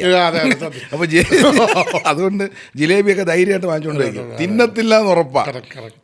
എനിക്കാണ് പിന്നെ അനിയത്തിയെ പറ്റിക്കുക എന്നുള്ള പരിപാടികളായിരുന്നു. അപ്പോൾ ഇങ്ങനെ മറ്റേ പപ്സ് എടുത്തിട്ട് മുറിക്കുക, 2 കഷ്ണമാക്കുക, എന്നിട്ട് മുട്ടയുടെ മെയിൻ ഏരിയ ഞാനങ്ങ് കൊണ്ടുപോകും. നമുക്ക് പേരിനൊരു മുട്ടയൊക്കെ, അപ്പോൾ അവൾക്കത് അറിയാത്തതുകൊണ്ട് അങ്ങനെ ഇത് കേൾക്കുന്നുണ്ടെങ്കിൽ അങ്ങനെയുള്ള വൻ പരിപാടികളൊക്കെ. കാരണം എനിക്ക് പണ്ട് പോലെ വീട്ടിൽ അച്ഛൻ നന്നായിട്ട് കുക്ക് ചെയ്യുന്ന ആളായിരുന്നു. അപ്പോൾ അതുകൊണ്ട് ഞാനും അനിയത്തേക്ക് ചെറുപ്പം മുതലേ ഞങ്ങൾ അടുക്കളയിൽ കയറി ചെറുപ്പം പോലെ എനിക്ക് ഈ ഓംലെറ്റ്, അതായത് ചെറുപ്പം എന്ന് പറഞ്ഞാൽ ഞാൻ 6-ലും 7-ലും പഠിക്കുന്ന സമയത്ത് ഓംലെറ്റ് ഉണ്ടാക്കുക, കുട്ടിക്കാലം അത് കറക്റ്റ് ഓംലെറ്റ് ഉണ്ടാക്കുക, നൂഡിൽസ് ഉണ്ടാക്കുക, അങ്ങനെയുള്ള പരിപാടികളൊക്കെ ചെറുപ്പം പോലെ അറിയാവുന്ന ആളാണ് ഞാൻ. അപ്പോൾ അതുകൊണ്ട് തന്നെ ഇത് ഉണ്ടാക്കിയിട്ട് അനിയത്തിക്ക് കൊടുക്കാൻ ഞാനാണല്ലോ നൂഡിൽസ് ഉണ്ടാക്കിയത്. അപ്പോൾ ഈ തീയൊക്കെ അവൾ കുറച്ചുകൂടെ എന്നെക്കാളും 2-3 വയസ്സ് ഇളയതായതുകൊണ്ട് നമുക്ക് തീ ഓണാക്കി കത്തിച്ച് അത് പരിപാടിയൊക്കെ സെറ്റ് ചെയ്യലും അണ്ട് ഇവൊക്കെ ഉണ്ടാക്കി കൊടുക്കുമല്ലോ. അപ്പോൾ ഇവിടെ അടുത്ത് ഇങ്ങനെ നൂഡിൽസൊക്കെ ഉണ്ടാക്കി കൊടുക്കാൻ നേരത്ത് എല്ലാം ഇങ്ങനെ മുറിച്ച് അവൾക്ക് കുറച്ചേ കൊടുക്കുള്ളൂ. പക്ഷെ അതിന് നമ്മൾ കണക്ക് പറയും. പ്രാവശ്യം നിനക്ക് നൂഡിൽസ് ഉണ്ടാക്കി തന്നില്ലേ, അണ്ട് ഇത് തന്ന എന്താ എന്നൊക്കെ പറഞ്ഞിട്ട് അവൾ ബ്ലാക്ക് മെയിൽ ചെയ്ത് അങ്ങനെ പല പല നൂഡിൽസുകൾ കണക്കയക്കലാക്കുകയും പരിപാടികളൊക്കെ ചെയ്യുന്നുണ്ട്. ഇപ്പം വിഷ്ണു ഭയങ്കര പോസിറ്റീവാണ്. വിഷ്ണു പറയാറുണ്ട് വിഷ്ണുവിനെ സീരിയസ് ആയിട്ട് എടുക്കുന്നില്ല എന്ന് പറയും. അപ്പം എൻ്റെ ചോദ്യം, വിഷ്ണു എത്ര സീരിയസ് ആയിട്ട് എടുത്തില്ലെങ്കിലും നമ്മൾ ഷാറ്റർ ആവുന്നൊരു മൊമെൻ്റാണ്. കാരണം നമ്മൾ ഭയങ്കര കോൺഫിഡൻസോടുകൂടി പ്രസൻറ്റ് ചെയ്തിട്ട് നമ്മൾ ഇമോഷണലി ബ്രേക്ക് ആവുന്ന ഒരു മൊമെൻ്റ് ഉണ്ടാവും. അങ്ങനെ ഇമോഷണലി തകർന്നു പോയ ഒരു മൊമെൻ്റ് ഏതായിരിക്കും? അങ്ങനെ ഇമോഷണലി തകരുന്ന മൊമെൻറ്റ്സ് കുറേ ഉണ്ടാവുമല്ലോ, ഇഷ്ടം പോലെ. നമുക്ക് ചെറുത് മറക്കാൻ പറ്റില്ലല്ലോ ചില കാര്യങ്ങൾ. ഇപ്പം നമ്മുടെ സിനിമയിലെടുക്കാം. അല്ല, സിനിമകൾ നമുക്ക് പരാജയങ്ങളെല്ലാം അങ്ങനെയാണല്ലോ. കാരണം സിനിമ പരാജയമായി കഴിഞ്ഞാൽ നമ്മുടെ അത്ര നാളത്തെ നമ്മുടെ കണക്കുകൂട്ടലൊന്നും ശരിയല്ലായിരുന്നു എന്നുള്ളൊരു പരിപാടിയിലേക്ക് നമ്മൾ പോവുകയും അത് മനസ്സിലാക്കുകയും അങ്ങനത്തെ ഒരു സാധനമായിരുന്നില്ല. അതായത് ഞാൻ വർക്ക് ചെയ്തൊരു സിനിമ, അതെനിക്ക് ഓർമ്മയുണ്ട്. അത് ഞാൻ ഏറ്റവും കൂടുതൽ ഷാറ്റഡ് ആകുമ്പോൾ ഞാൻ ഡ്രൈവിന് പോകും, കാറെടുത്ത് വണ്ടി ഓടിക്കാൻ പോകും. അതാണ് എൻ്റെ പരിപാടി. അപ്പം ഞാൻ അഭിനയിച്ച ഒരു പടത്തിൽ അതിൻ്റെ സ്ക്രിപ്റ്റ് കിട്ടുന്ന സമയത്ത് എൻ്റെ ക്യാരക്ടർ ഉഗ്രൻ ക്യാരക്ടറും കുറേ പെർഫോം ചെയ്യാനുള്ള പരിപാടിയും ഞാൻ അതിനു വേണ്ടി എഫേർട്ട് ഇട്ട് അത് പെർഫോം ചെയ്ത് എനിക്ക് മറ്റേ ഷൂട്ട് ചെയ്യുന്ന സമയത്ത് കൈഡി കിട്ടിയിട്ടില്ല സെറ്റിൽ. അപ്പം അങ്ങനെ ഭയങ്കര കുറച്ച് ഇൻറ്റൻസിറ്റിയിൽ റിഹേഴ്സൽ സമയത്ത് അല്ല, നമ്മൾ ഷൂട്ട് ചെയ്ത് കഴിഞ്ഞാൽ ആ ഷോട്ട് കഴിഞ്ഞ് കട്ട് കഴിഞ്ഞിട്ട് സെറ്റിലെല്ലാവരും കൈ കടിച്ചിട്ട് അങ്ങനെയൊക്കെ കൈ കിട്ടിയിട്ടുള്ള ആളാണ്. അത് കഴിഞ്ഞ് പടം ഇറങ്ങി കഴിഞ്ഞപ്പോഴത്തേനും ആ സീനില്ല പടത്തിൽ. അപ്പം ഞാനെപ്പോഴും വിചാരിക്കുന്ന ഒരു കാര്യം എന്ന് പറഞ്ഞാൽ ഡയറക്ടറിൻ്റെ ആണ് സിനിമ. അയാൾക്ക് എന്ത് വേണമെങ്കിലും കട്ട് ചെയ്ത് കളയാം, എന്ത് വേണമെങ്കിലും ആഡ് ചെയ്യുക. അതിൽ ഞാനതിന് ചോദ്യം ചെയ്യില്ല. എനിക്ക് അതിൻ്റെ അകത്ത് വിഷമം ഉണ്ടായിട്ട് കാര്യമില്ല.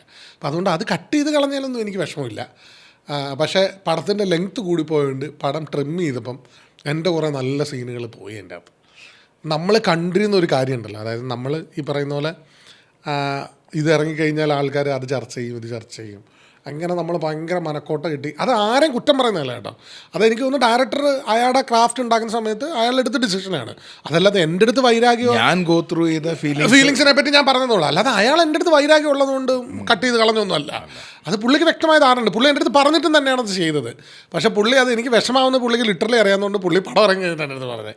പക്ഷെ പടം കണ്ടു കഴിഞ്ഞപ്പോൾ എനിക്ക് മനസ്സിലായി പടം വർക്കാവില്ല എന്നുള്ള കാര്യം എനിക്ക് മനസ്സിലായി. അത് എൻ്റെ സീൻ പോയതുകൊണ്ടല്ല, പക്ഷേ ആ പടത്തിൻ്റെ അകത്ത് എഡിറ്റിംഗ് ടേബിളിൽ വെച്ചെടുത്ത ഡിസിഷൻ ഈ പറയുന്ന പോലെ ഭയങ്കര പ്രശ്നമാണെന്ന് എനിക്ക് തോന്നിയിരുന്നു പടം കണ്ടപ്പോൾ.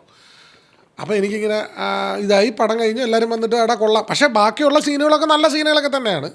ആൾക്കാർ വന്ന് കൈ തരികയൊക്കെ ചെയ്ത്. പക്ഷെ ഞാൻ ഭയങ്കര ഇൻറ്റിമേറ്റായിട്ട് ഞാൻ ഭയങ്കര ഇമോഷണലി ഇൻവെസ്റ്റ് ചെയ്ത സീനുകൾ പോയി പടത്തിനെ ബാധിച്ചു. കാരണം നമ്മൾ എത്രത്തോളം കഷ്ടപ്പെട്ടിട്ട് ഒരു കാര്യമില്ല, പടം വർക്കായാലും ഇതൊന്നും ചർച്ചയാവില്ല.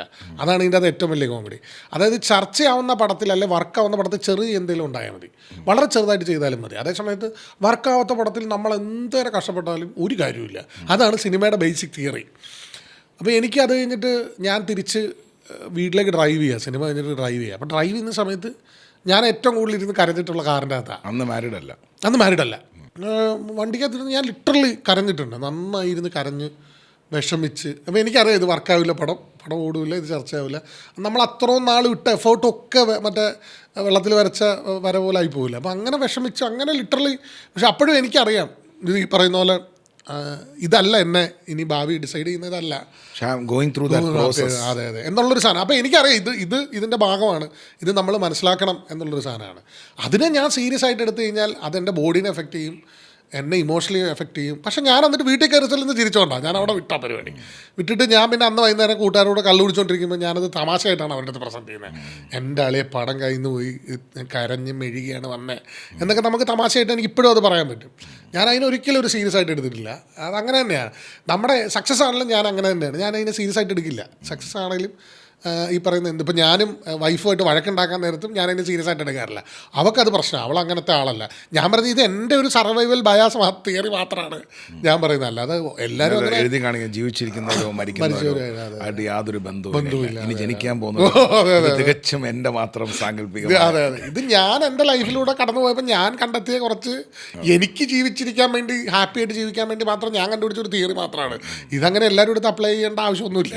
വീട്ടിൽ ആരും ആരും പ്രാക്ടീസ് ചെയ്യാൻ പറയാൻ ആവശ്യമില്ല. എനിക്കറിയില്ല ഇത് എങ്ങനെ പ്രാക്ടീസ് ചെയ്ത് കഴിഞ്ഞാൽ എങ്ങനെയാണ്, പക്ഷേ എനിക്കിത് കുറച്ച് നാൾ ഹാപ്പി ആയിട്ട് പോകാൻ പറ്റുന്ന ഒരു പരിപാടിയാണ്.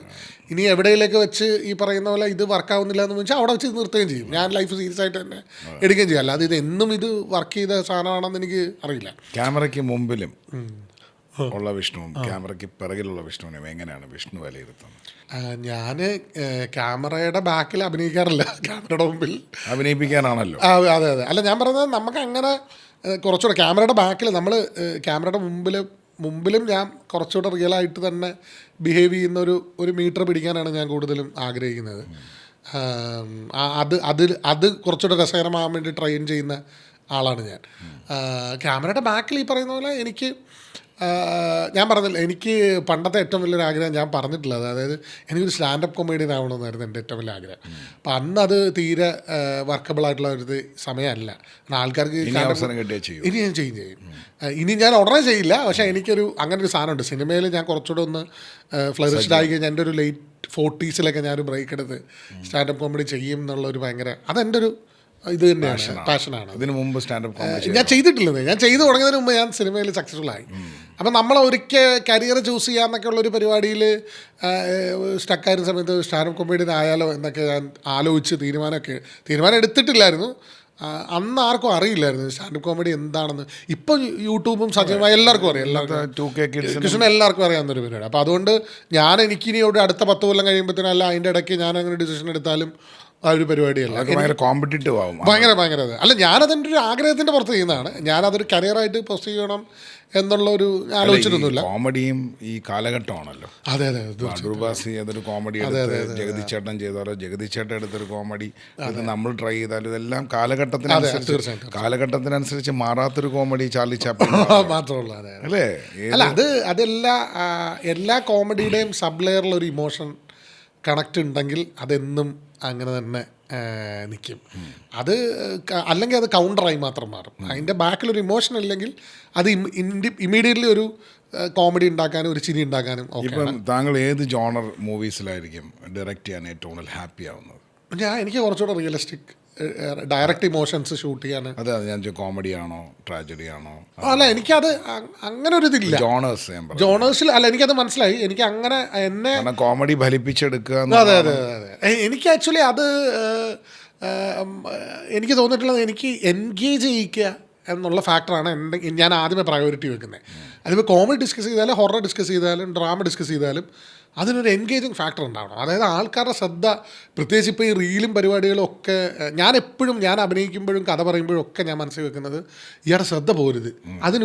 അയാൾ പോയി തുടങ്ങുമ്പോൾ എനിക്കത് മനസ്സിലാവണം, അതിനിപ്പോൾ ഉള്ളിൽ അയാളെ വലിച്ചിടണം എന്നുള്ള രീതിയിലാണ് ഞാൻ അങ്ങനെ പോകുന്നത്. അപ്പോൾ അതുകൊണ്ട് അതിനാണ് ഞാൻ പ്രയോറിറ്റി കൊടുക്കുന്നത്. അപ്പം ഞാൻ ഹൊറർ എടുത്താലും ഞാൻ കോമഡി ഡയറക്റ്റ് ചെയ്താലും ഈ ഹുക്കിംഗ് ഫാക്ടർ ഭയങ്കര ഇമ്പോർട്ടൻ്റ് ആണെന്നുള്ളൊരു സാധനമുണ്ട്. ഇപ്പോൾ ഈ റീലൊക്കെ വന്നിട്ട് ആൾക്കാരുടെ ഈ ശ്രദ്ധ ഭയങ്കരമായിട്ട്, അത് ആൾക്കാരെന്നല്ല നമ്മളുൾപ്പെടെ എല്ലാവരുടെയും ഈ അറ്റൻഷൻ സ്പാൻ ഭയങ്കരമായിട്ട് കുറഞ്ഞിട്ടുണ്ട്. അപ്പോൾ അതുകൊണ്ട് അതിനെ ടാക്കിൾ ചെയ്യുന്ന രീതിയിൽ നമുക്ക് പിടിച്ചെടുക്കാം. പിന്നെ ഇനി ചെയ്യാൻ പറ്റുന്നതെന്ന് പറയുന്നത് ഒരു ഫാൻ ബേസ്. അതെ അതെ, കാരണം താങ്കളുടെ ജോണറിന് ഒരു ഫാൻ ബേസ് ക്രിയേറ്റ് ചെയ്യുക എന്നുള്ളത് മാത്രമായിരിക്കണം ഇനി. കാരണം ഇപ്പം എൻ്റെ കേരളീയൻ കളിനറി അത് കഴിക്കാൻ ഇഷ്ടപ്പെടുന്ന ഒരു കൂട്ടം സമൂഹത്തിനെ സമ്പാദിച്ചെടുക്കുക, അവരെ തൃപ്തിപ്പെടുത്തുക, അവരിലേക്ക് ഈ പറഞ്ഞ കണക്ക് ഇമോഷണലും ട്രഡീഷണലും ഹിസ്റ്റോറിക്കലും ഒക്കെ ആയിട്ടുള്ള കണക്റ്റ് നമ്മൾ ജനറേറ്റ് ചെയ്യുക, അതുമായിട്ട് സംസാരിച്ച് സൗഹൃദം പുലർത്തി പോകുക എന്നുള്ളതാണ് എനിക്ക് തോന്നുന്നത്. ഫിലിമും അങ്ങനെ ആയി മാറും എന്നുള്ളതാണ്. കാരണം ജാക്ക് ഓഫ് ഓൾ ട്രേഡ്സ് ആയിട്ട് വലിയ കാര്യമുണ്ട്. അല്ലേ? അത് കറക്റ്റാണ്. അതായത് ഈ പറയുന്ന പോലെ നമ്മൾ ഇപ്പം ഈ ഫുഡിൻ്റെ കാര്യം പറഞ്ഞാലും ഇതിൻ്റെ കാര്യം പറഞ്ഞാലും ഇപ്പോഴത്തെ ആൾക്കാർക്ക് ഒരു എക്സ്പീരിയൻസ് ഭയങ്കര ഇമ്പോർട്ടൻ്റ് ആണ്. ജസ്റ്റ് പോയി റാൻഡംലി ഫുഡ് കഴിക്കുന്നതിനേക്കാളും ഉപരി, അല്ലെങ്കിൽ റാൻഡംലി ഒരു സിനിമ, പണ്ടെന്നൊക്കെ പറഞ്ഞു കഴിഞ്ഞാൽ നമുക്ക് നമ്പർ ഓഫ് സിനിമകൾ കുറവായിരുന്നു. അപ്പോൾ അതുകൊണ്ട് എല്ലാ സിനിമകളും കാണുന്ന ഇമ്പോർട്ടൻ്റ് ആയിരുന്നു. അതുകൊണ്ട് ഇപ്പോൾ ആൾക്കാർ റിവ്യൂ പറയുമ്പോൾ തന്നെ ശ്രദ്ധിച്ചാൽ മതി. തിയേറ്റർ എക്സ്പീരിയൻസ് എടുത്തെടുത്ത് പറയും. കാരണം എന്ന് പറഞ്ഞാൽ അതൊരു ഭയങ്കര ഇമ്പോർട്ടൻ്റ് ആയിട്ടുള്ള ഫാക്ടറാണ്. ഫിലിം ഇൻഡസ്ട്രിയിൽ തന്നെ സോറി ടു ഇൻറ്ററപ്റ്റ്, ഫിലിം ഇൻഡസ്ട്രിയിൽ തന്നെ ആസ്വാദകർ കുറഞ്ഞു നിരൂപകർ കൂടി എന്ന് പറഞ്ഞാൽ വിഷ്ണു ഗോവിന്ദ് എങ്ങനായിരിക്കും? അല്ല, അത് കറക്റ്റാണ് കേട്ടോ. കാരണം അത് കണ്ടന്റ് ആയാലും ഇപ്പം നമ്മൾ ഈ ലൈഫിലെ എല്ലാ പരിപാടികളും കണ്ടന്റായി മാറിയത് കൊണ്ട് നിരൂപണവും കണ്ടന്റായി മാറിയതിൻ്റെ ഭാഗമായിട്ടാണ് ഇപ്പോൾ ഇത് ഉണ്ടായിട്ടുള്ളത്. അതിന് സിനിമ എന്തുമാത്രം സഫർ ചെയ്യുന്നുണ്ടാവും? സിനിമയല്ല, നമ്മൾ എല്ലാ കാര്യങ്ങളും ഡേ ടു ഡേ ലൈഫ് വെച്ച് തന്നെ. കാരണം ഇപ്പോൾ റിയാക്ഷൻ വീഡിയോസ് ചെയ്യുന്ന എത്ര ആൾക്കാരാണ്. ഇപ്പം നമുക്ക് ഫ്രീ ആയിട്ടൊരു അഭിപ്രായം പറയാൻ പോലും പറ്റാത്ത. ഞാനതാ പറഞ്ഞത്. കാരണം പണ്ട് നമ്മളെയൊക്കെ ചെറുപ്പകാലത്ത് നമ്മൾ എന്തും ആസ്വദിക്കുമായിരുന്നു. നമ്മൾ ഉത്സവം ആസ്വദിക്കും, നമ്മൾ ബക്രീദ് ആസ്വദിക്കും, നമ്മളൊരു ബസ് യാത്രയെ ആസ്വദിക്കും, നമ്മൾ ട്രെയിൻ യാത്രയെ ആസ്വദിക്കും. എല്ലാത്തിനകത്തൊരു ആസ്വാദനം ഉണ്ടായിരുന്നു. ഒരു കപ്പലണ്ടി കഴിച്ചാൽ അത് ആസ്വദിക്കും. ഒരു കഞ്ഞിവെള്ളം ഉപ്പിട്ട് ആ ചൂടോടെ കുടിക്കുമ്പോൾ അത് ആസ്വദിക്കുമായിരുന്നു. ഇന്ന് എല്ലാത്തിനും നിരൂപണമായി. കഞ്ഞിവെള്ളം അത് വേണ്ട, മറ്റേത് മതി. ഇല്ലേ, കഞ്ഞിവെള്ളത്തിൽ തന്നെ എനിക്ക് കഞ്ഞിവെള്ളം ഇങ്ങനെ ഉണ്ടാക്കാൻ അതിന് കട്ടി കൂടിപ്പോയി. അപ്പോൾ ആ നിരൂപണം വന്ന് നിൽക്കുകയാണ്. അങ്ങനെ ഇരിക്കുമ്പോഴാണ് അറ്റൻഷൻ പ്ലീസ് അല്ലേ ഒരു വലിയ വിവാദവും ചരിത്രവും ഒക്കെ ആക്കി. അതെങ്ങനായിരുന്നു സംഭവിച്ചത്? അറ്റൻഷൻ പ്ലീസ് ഭയങ്കര ഈ പറഞ്ഞ പോലെ തന്നെ നമ്മളൊന്നും പ്ലാൻഡ് അല്ലാതെ സംഭവിച്ചു പോയ പരിപാടി. സുഹൃത്തുക്കളായിരുന്നു അന്ന്. അറ്റൻഷൻ പ്ലീസ് ഞങ്ങൾ 2020-21 സമയത്ത് ചെയ്യുന്ന ലോക്ക്ഡൗണിന് തൊട്ട് മുമ്പേയും ലോക്ക്ഡൗണിലൂടെയൊക്കെ കടന്നു പോയൊരു പടമാണ്. നമ്മൾ 8 ദിവസം കൊണ്ട് ഷൂട്ട് ചെയ്ത പടമാണ്. 10 ദിവസം കംപ്ലീറ്റ്ലി ഷൂട്ട് ചെയ്തു. പിന്നെ 2 ദിവസം നമ്മൾ കുറച്ച് പാച്ച് എഡിറ്റൊക്കെ കഴിഞ്ഞിട്ടൊന്ന് പാച്ച് ഷൂട്ട് ചെയ്തത്. നമ്മൾ തൃപ്പൂണിത്തുറയിൽ നമ്മുടെ ഡയറക്ടറിൻ്റെ തന്നെ അവർ കൂട്ടുകാരിൽ അവിടെ താമസിച്ചിരുന്ന ഒരു ഇതുണ്ടായിരുന്നു. അവിടെ നമ്മുടെ ഡയറക്ടർ ജിതിൻ ഐസക് തോമസ് എന്നാണ് ഡയറക്ടറുടെ പേര്. ഡയറക്ടർ ആണ് രേഖ എന്നൊക്കെ പറഞ്ഞ പടം പിന്നീട് ചെയ്തത്. രേഖയ്ക്ക് വിൻസി അലോസിന് സ്റ്റേറ്റ് അവാർഡൊക്കെ കിട്ടിയിട്ടില്ല. അപ്പം ജിതിൻ്റെ ക്രാഫ്റ്റ് ഭയങ്കര രസകരമായിട്ടുള്ള ഭയങ്കര വ്യത്യസ്തമായ ഒരു എക്സ്പീരിയൻസ് നൽകുന്ന വിഷ്ണുവിൻ്റെ അടുത്ത് പറയുന്നു. ഇത് വന്ന് എൻ്റെ അടുത്ത് കഥ പറയുന്നു. ഞാൻ അങ്ങനെ പടത്തിൻ്റെ കഥ ഭയങ്കര ഇഷ്ടമായി രസകരമായി തോന്നിയിട്ടുണ്ട്. പെർഫോം ചെയ്യാൻ ഭയങ്കര പരിപാടി ആയതുകൊണ്ട് ഞാൻ ഈ ഹ്യൂമർ ചെയ്തൊരു സാച്ചുറേഷനിലെത്തി. അപ്പോൾ അടുത്തൊരു പരിപാടി ട്രൈ ചെയ്യണമല്ലോ. അപ്പോൾ സിനിമയിൽ എപ്പോഴും എന്തെങ്കിലും നമ്മൾ ചെയ്ത് കാണിച്ചാലേ നമുക്കതിന് ലൈഫുള്ളൂ.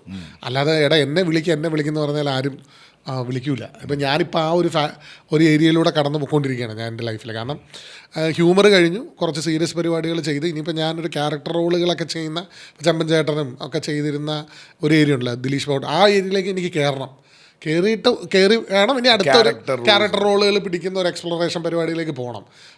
അത് നമുക്ക് കിട്ടണമെന്നുണ്ടെങ്കിൽ നമ്മൾ അങ്ങനെ ഒരു സാധനം ചെയ്ത് കാണിച്ച് അത് വർക്കാക്കി കാണിച്ചു കൊടുക്കണം. അപ്പോഴേ അടുത്ത പടത്തിൽ നിന്ന് വിളിക്കുകയുള്ളൂ. അല്ലാതെ നമ്മളെല്ലാവരും വിളിച്ചിട്ട് ചേട്ടാ അങ്ങനെ എന്തെങ്കിലും ഉണ്ടോ പറയാമെന്ന് പറഞ്ഞാൽ എഴുതുന്ന സമയത്ത് ആൾക്കാർ ചിന്തിക്കില്ല. അത് അങ്ങനെ ഒരു പരിപാടി. അപ്പോൾ അങ്ങനെ ഇരിക്കുമ്പോഴാണ് അറ്റൻഷൻ പ്ലീസ് വരുന്നത്. അപ്പോൾ അറ്റൻഷൻ പ്ലീസിൽ എൻ്റെ ക്യാരക്ടർ ചിരിക്കുന്നില്ല. അതൊരു സൈക്കോ ആയിട്ടുള്ളൊരു ക്യാരക്ടറാണ്. പുള്ളിക്ക് മെൻ്റലി പ്രശ്നമുള്ള ആളാണ്. പുള്ളി എഴുത്തുകാരനാണ്. പുള്ളി എഴുതിയ കഥ കൂട്ടുകാരെടുത്ത് പറഞ്ഞു കൊടുക്കുകയാണ്. അതിനെ വിമർശിക്കുമ്പം പുള്ളിയുടെ കയ്യിൽ നിന്ന് പോയി പുള്ളി അതിലൊരാളെ ഉപദ്രവിക്കുന്നു. അങ്ങനെ ഒരു ഭയങ്കര ടൈറ്റർ ത്രില്ലർ ജോണറിൽ പോകുന്ന ഭയങ്കര ഇതായിട്ടുള്ള സാധനമാണ്. അതിൽ ഈ ഏരിയയിൽ തന്നെ വിഷ്വൽസ് ഉള്ളൂ. എൻ്റെ മോം എൻ്റെ ഫുൾ ഫിഗർ എന്ന് പറയുന്ന രീതി ഞാൻ കഥ പറയുന്നതിനെ ഷൂട്ട് ചെയ്തുകൊണ്ടിരിക്കുകയാണ്. അതിനെ സൗണ്ട് വെച്ചിട്ടാണ് ആ ഇമേജ് വിഷ്വൽ ചെയ്യുന്നത്. ഞാനിങ്ങനെ കഥ പറയാം. അങ്ങനത്തെ ഒരു ഭയങ്കര ഇതായിട്ടുള്ള ഭയങ്കര വൈൽഡായിട്ടൊരു എക്സ്പീരിമെൻ്റ് ആയിരുന്നത്. അത് പാളിപ്പോയി കഴിഞ്ഞ് കഴിഞ്ഞാൽ നമുക്ക് ചിന്തിക്കാൻ പറ്റാത്ത രീതിയിൽ നമ്മുടെ കയ്യിൽ നിന്ന് പോവാ പടം. അതിനത് വർക്കായി കഴിഞ്ഞാൽ നമ്മൾ വിചാരിച്ച ആൾക്കാർ കാണും. ചിന്തിക്കാത്ത ലെവലിലേക്ക് അത് പോയി. അത് നമ്മൾ അന്നേരം അങ്ങനെ ഇത് വർക്കാവുമെന്ന് ചിന്തിച്ചിട്ടേ ഇല്ലായിരുന്നു കേട്ടോ. ഇങ്ങനെ അതിൻ്റെ ഒരു അക്സെപ്റ്റൻസ് നമ്മളുണ്ടാവും നമ്മൾ വിചാരിച്ചിട്ടേ ഇല്ലായിരുന്നു.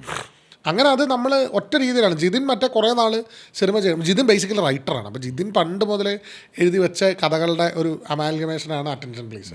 അവിടെ ഇപ്പോഴും ഞങ്ങൾ കഥ ഉണ്ടാക്കുന്ന ഫാക്ടറി എന്നാണ് വിളിക്കുന്നത്. ജിതിൻ്റെ അടുത്ത് ഇപ്പോൾ വിളിച്ചിട്ടും ജിതിനെ എനിക്കൊരു അരമണിക്കൂറും കൊണ്ടൊരു കഥ എഴുതി തരാമെന്ന് പറഞ്ഞ് ജിതിൻ എഴുതി തരും.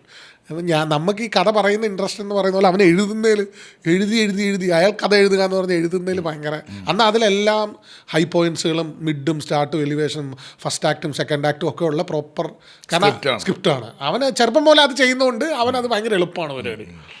ഞാനൊക്കെ അങ്ങനെ ഒരു സ്ക്രിപ്റ്റ് എഴുതി തീർക്കേണ്ട ഒരു കൊല്ലം എടുക്കും. അതാണ് അതിൻ്റെ വേറൊരു പരിപാടി. അപ്പോൾ അങ്ങനത്തെ ഒരാളാണ് ജിതിൻ. അപ്പോൾ അങ്ങനെ ഈ സാധനം വരുന്നു. നമ്മളെല്ലാ കൂട്ടുകാരോട് കൂടി അവിടെ തന്നെ താമസിച്ച് അവിടെ തന്നെ ഭക്ഷണം ഉണ്ടാക്കി നമ്മൾ തന്നെ അവിടെ കിടന്നുറങ്ങി രാത്രി ഷൂട്ട് ചെയ്ത് രാത്രിയിലാണ് കഥ നടക്കുന്നത് പരിപാടിയൊക്കെ ആയിട്ട് കഴിഞ്ഞ് നമ്മളത് IFFKക്ക് അയച്ചു. അപ്പോൾ IFFKക്ക് അയക്കുമ്പോൾ നമ്മൾ ഒറ്റ കാര്യം മൊത്തത്തിലായിട്ട് 13 ലക്ഷം രൂപ പടത്തിനായിട്ടുള്ളൂ. അപ്പോൾ നമ്മൾ കൂട്ടുകാരൻ്റെ കയ്യിൽ നിന്ന് ക്യാമറ ഇപ്പോൾ ഇതൊക്കെ ഷൂട്ട് ചെയ്യുന്ന ക്യാമറയിൽ നമ്മൾ ആ സിനിമ ഷൂട്ട് ചെയ്ത് തന്നെ അപ്പോൾ കൂട്ടുകാരൻ കല്യാണ വീഡിയോ ചെയ്യുന്ന മച്ചാനാണ്. അവൻ്റെ നിന്ന് ക്യാമറ കടം മേടിക്കുന്നു, നമ്മൾ ട്യൂബ് ലൈറ്റൊക്കെ വെച്ചിട്ടാണ് സെറ്റ് ചെയ്തേക്കുന്നത്. എല്ലാ DIY പരിപാടിയിലാണ് നമ്മൾ ആ പടം ചെയ്യുന്നത്. അതങ്ങനെ ചെയ്യാവുള്ളൂ എന്നൊരു തീരുമാനം ഉണ്ടായിരുന്നു. കാരണം ഇങ്ങനെ സിനിമ ചെയ്യാം എന്നുള്ളൊരു പരിപാടി കാണിക്കാൻ വേണ്ടിയിട്ടാണ് നമ്മൾ ആ പരിപാടി. എത്ര ഡേയ്സ് ഉണ്ടാകും ഡ്യൂറേഷൻ? 2 മണിക്കൂർ. 2 മണിക്കൂറുണ്ട്. അത് പറഞ്ഞ് 8 ദിവസം കണ്ടിന്യൂസ് നൈറ്റ്, 8 days ഫിലിം തീർന്നു. നമ്മൾ അതിന് മുമ്പ് ഒരു 1 വീക്ക് കംപ്ലീറ്റ് റിഹേഴ്സൽ പോയി. അതായത് സീനുകളെല്ലാം നമ്മളിരുന്ന് പ്രിപ്പയർ ചെയ്ത്. കാരണം നമുക്ക് ഈ ലെൻസ് നമ്മൾ റെൻ്റ് ഔട്ട് ചെയ്ത്, അപ്പോൾ ലെൻസിന് പൈസ കൊടുക്കണം. പിന്നെ നമ്മൾ അവിടെ താമസിക്കുന്ന അത്രയും നമ്മുടെ ക്രൂ എല്ലാം അവിടെ കൂടി ഒരു 10-20 പേരുണ്ടായിരുന്നു, ആക്ടേഴ്സ് ഉൾപ്പെടെ. അപ്പോൾ അവർക്കെല്ലാം ഭക്ഷണം ഉണ്ടാവണം. അപ്പോൾ അതിനൊക്കെ എത്ര ദിവസം കൂടി പോകുന്നു. അപ്പം നമുക്ക് അതുകൊണ്ട് തന്നെ നമുക്ക് ചുമ്മാ തമാശ കളിച്ച് അങ്ങനെ ഷൂട്ട് ചെയ്യാൻ പറ്റില്ല. ഓർഗനൈസ്ഡാണ് പരിപാടി, പ്ലാൻ ഉണ്ട്, അങ്ങനെ തന്നെയാണ് ചെയ്യുന്നത്. അങ്ങനെ രീതിയിലാണ് ടൈം ചാർട്ട് എല്ലാം ഉണ്ട്, എല്ലാ പരിപാടിയും ഉണ്ട്. അല്ല നിൽക്കില്ല, അല്ല എല്ലാവരും തമാശ കളി പരിപാടിയൊക്കെ. ഇത് അങ്ങനെയല്ല, ഇത് ഇത്ര ദിവസത്തിനുള്ളിൽ തീർക്കണം. കാരണം അത്ര പൈസയുള്ളൂ നമുക്ക്. 10 ലക്ഷം രൂപ നമ്മുടെ കയ്യിലുള്ളൂ. അതിനുള്ളിൽ എല്ലാ പരിപാടിയും അത് 3 അധികമായി. അത് അതിൽ 3 അധികമായി. അത് വന്നിട്ട് അത് മാത്രമല്ല, നമുക്കിത് എഡിറ്റ് ചെയ്യണം, ഡബ് ചെയ്യണം, ഇതിനെ മിക്സ് ചെയ്യണം, കളർ ചെയ്യണം. ഇതിനൊക്കെയാണ് ഈ പൈസ ഉള്ളത്. അപ്പം അതിലെല്ലാം ചെയ്യണം. അപ്പോൾ ഷൂട്ടിംഗ് ഡേയ്സ് എത്ര കുറയ്ക്കാം? മോണിറ്റർ വെച്ചാണോ ഷൂട്ട് ചെയ്യുന്നത്? മോണിറ്ററിനുള്ള ഓപ്ഷൻ ഇല്ല, അങ്ങനെ ചിന്തിക്കാൻ പറ്റില്ല കേട്ടോ. കാരണം മോണിറ്ററിന് അതിന് വാടക കൊടുക്കണം. പിന്നെ മോണിറ്റർ ഓൺ ആവാനായിട്ട് നമുക്ക് കറണ്ടിന് സോഴ്സ് കാണണം. ടേക്ക് ഓക്കെ ആയെന്ന് വിശ്വസിക്കുക. നമ്മൾ പെർഫോം ചെയ്യുന്ന സമയത്ത് നമ്മൾ ഷൂട്ട് ചെയ്യുന്ന 2 ക്യാമറ ഉണ്ട്, മൾട്ടിപ്പിൾ ആംഗിളുകൾ കിട്ടും. അപ്പം അങ്ങനെ ഒരു പരിപാടിയില്ല. അപ്പോൾ വേറൊരു കൂട്ടുകാരനെ നമ്മൾ വിളിച്ചുകൊണ്ട് വന്നേക്കാം, ഈ കൂട്ടുകാരനാവും വിളിച്ചുകൊണ്ട് വന്നേക്കാം. നിനക്ക് വർക്കില്ലല്ലോ, നീ ക്യാമറ എടുത്തോണ്ട് പറഞ്ഞ രീതിയിൽ. ക്യാമറമാനൊക്കെ അമച്ചോസാണ്.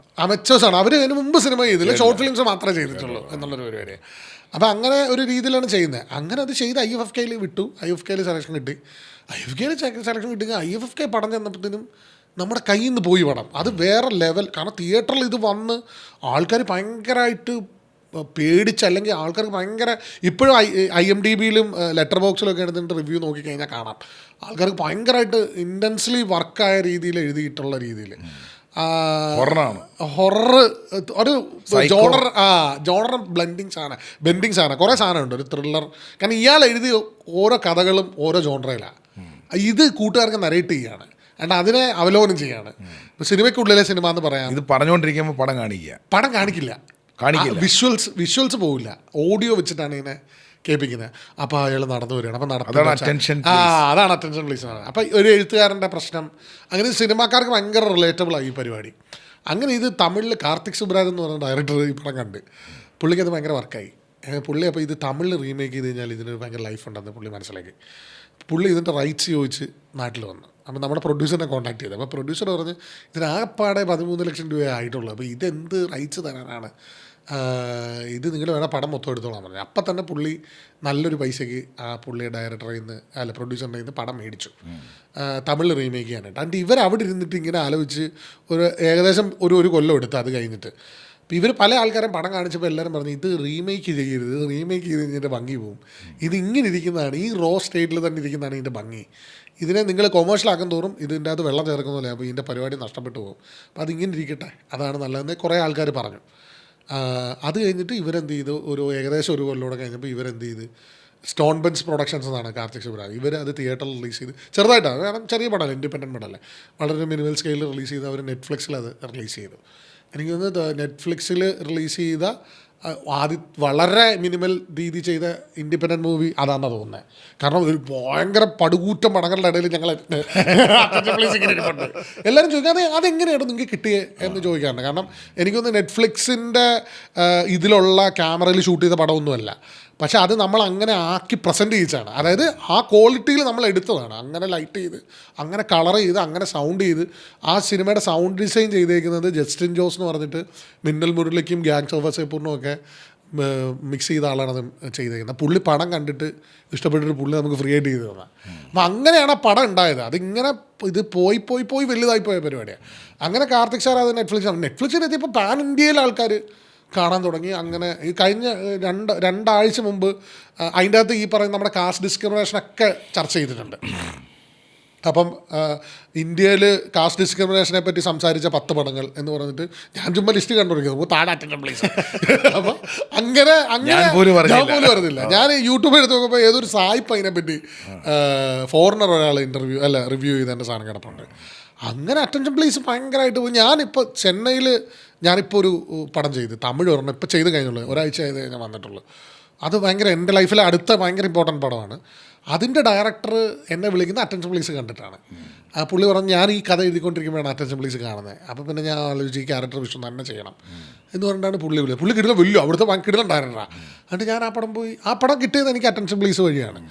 അപ്പം അങ്ങനെ ഒരു ഭയങ്കര അപ്കമിങ് മൂവി ലവേഴ്സ് അല്ലെങ്കിൽ മൂവി മേക്കേഴ്സിന് അറ്റൻഷൻ പ്ലീസ് ഒരു വലിയ റെഫറൻസ് ആണ്. അതെ അതെ അതെ അതെ. എനിക്ക് നമ്മളിങ്ങനെ ഫിലിം സ്കൂളിലെ കൂട്ടുകാരല്ല ഫിലിം സ്കൂളിലെ പിള്ളേരൊക്കെ വന്ന് കാര്യങ്ങളൊക്കെ പറയുന്നത് അവരിങ്ങനെ പറയാറുണ്ട്, ചേട്ടാ അറ്റൻഷൻ പ്ലീസ് നമുക്ക് ഭയങ്കര ഇൻസ്പയറിംഗ് ആണ്, അങ്ങനെയാണ് അറ്റൻഷൻ പ്ലീസിനെ പറ്റി ഇങ്ങനെ പറയാം. പക്ഷേ അതുപോലത്തെ പടങ്ങൾ അവർ ട്രൈ ചെയ്യുന്നില്ല.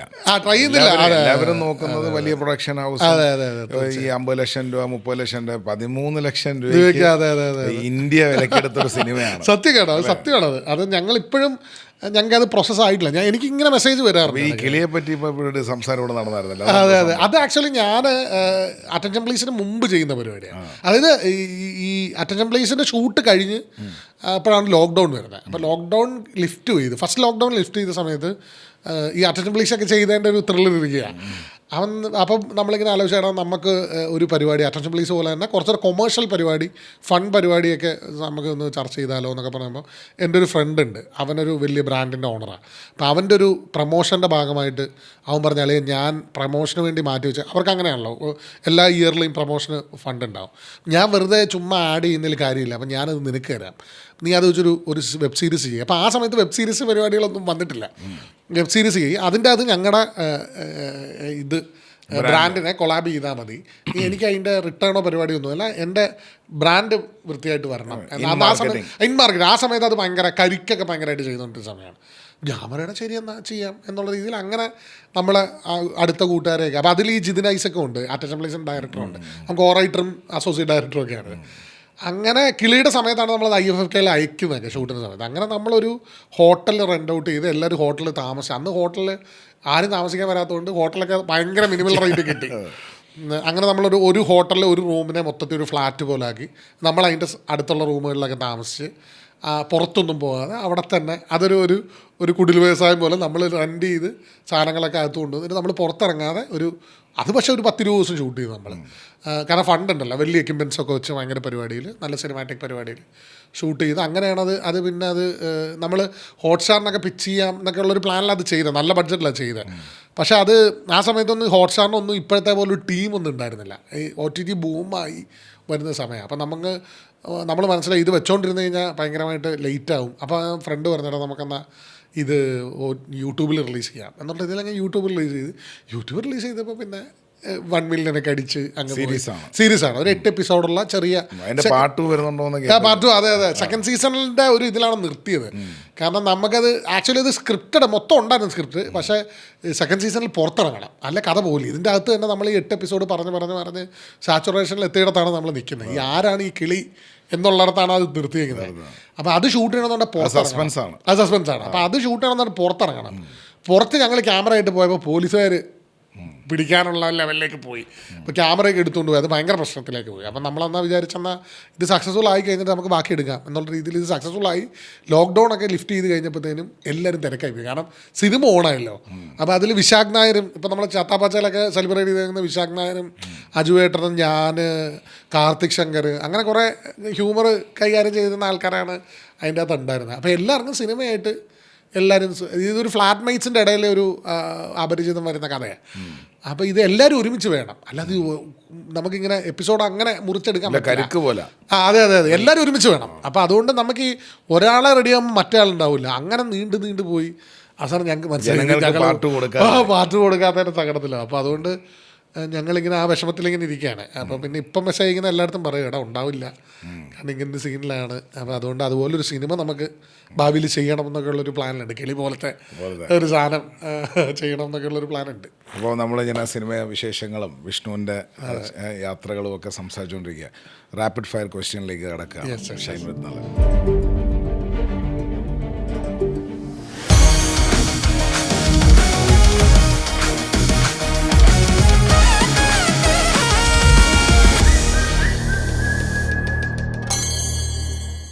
Welcome back. അപ്പോൾ റെഡിയാണ്, പട്ടേന്ന് ആൻസർ പറയണം സാധാരണ. Favourite director you have worked with? എനിക്ക് attention please, Jithin Isaac Thomas. Dream collaboration ഇപ്പോൾ ഒരെണ്ണം കഴിഞ്ഞുള്ളൂ, വിത്ത് Vijay Sethupathi. Festival films or commercial entertainers? എനിക്ക് അതിൻ്റെ ബ്രിഡ്ജാണ് എനിക്ക് താല്പര്യം. രണ്ടും ഭയങ്കര ഇഷ്ടമുള്ള പരിപാടിയാണ്. എന്നാലും കുറച്ച് ഒരു പോയിന്റ് മറ്റേ ഫെസ്റ്റിവൽ മൂവീസിന് ഞാൻ കൊടുക്കും. One rumor about you have that false.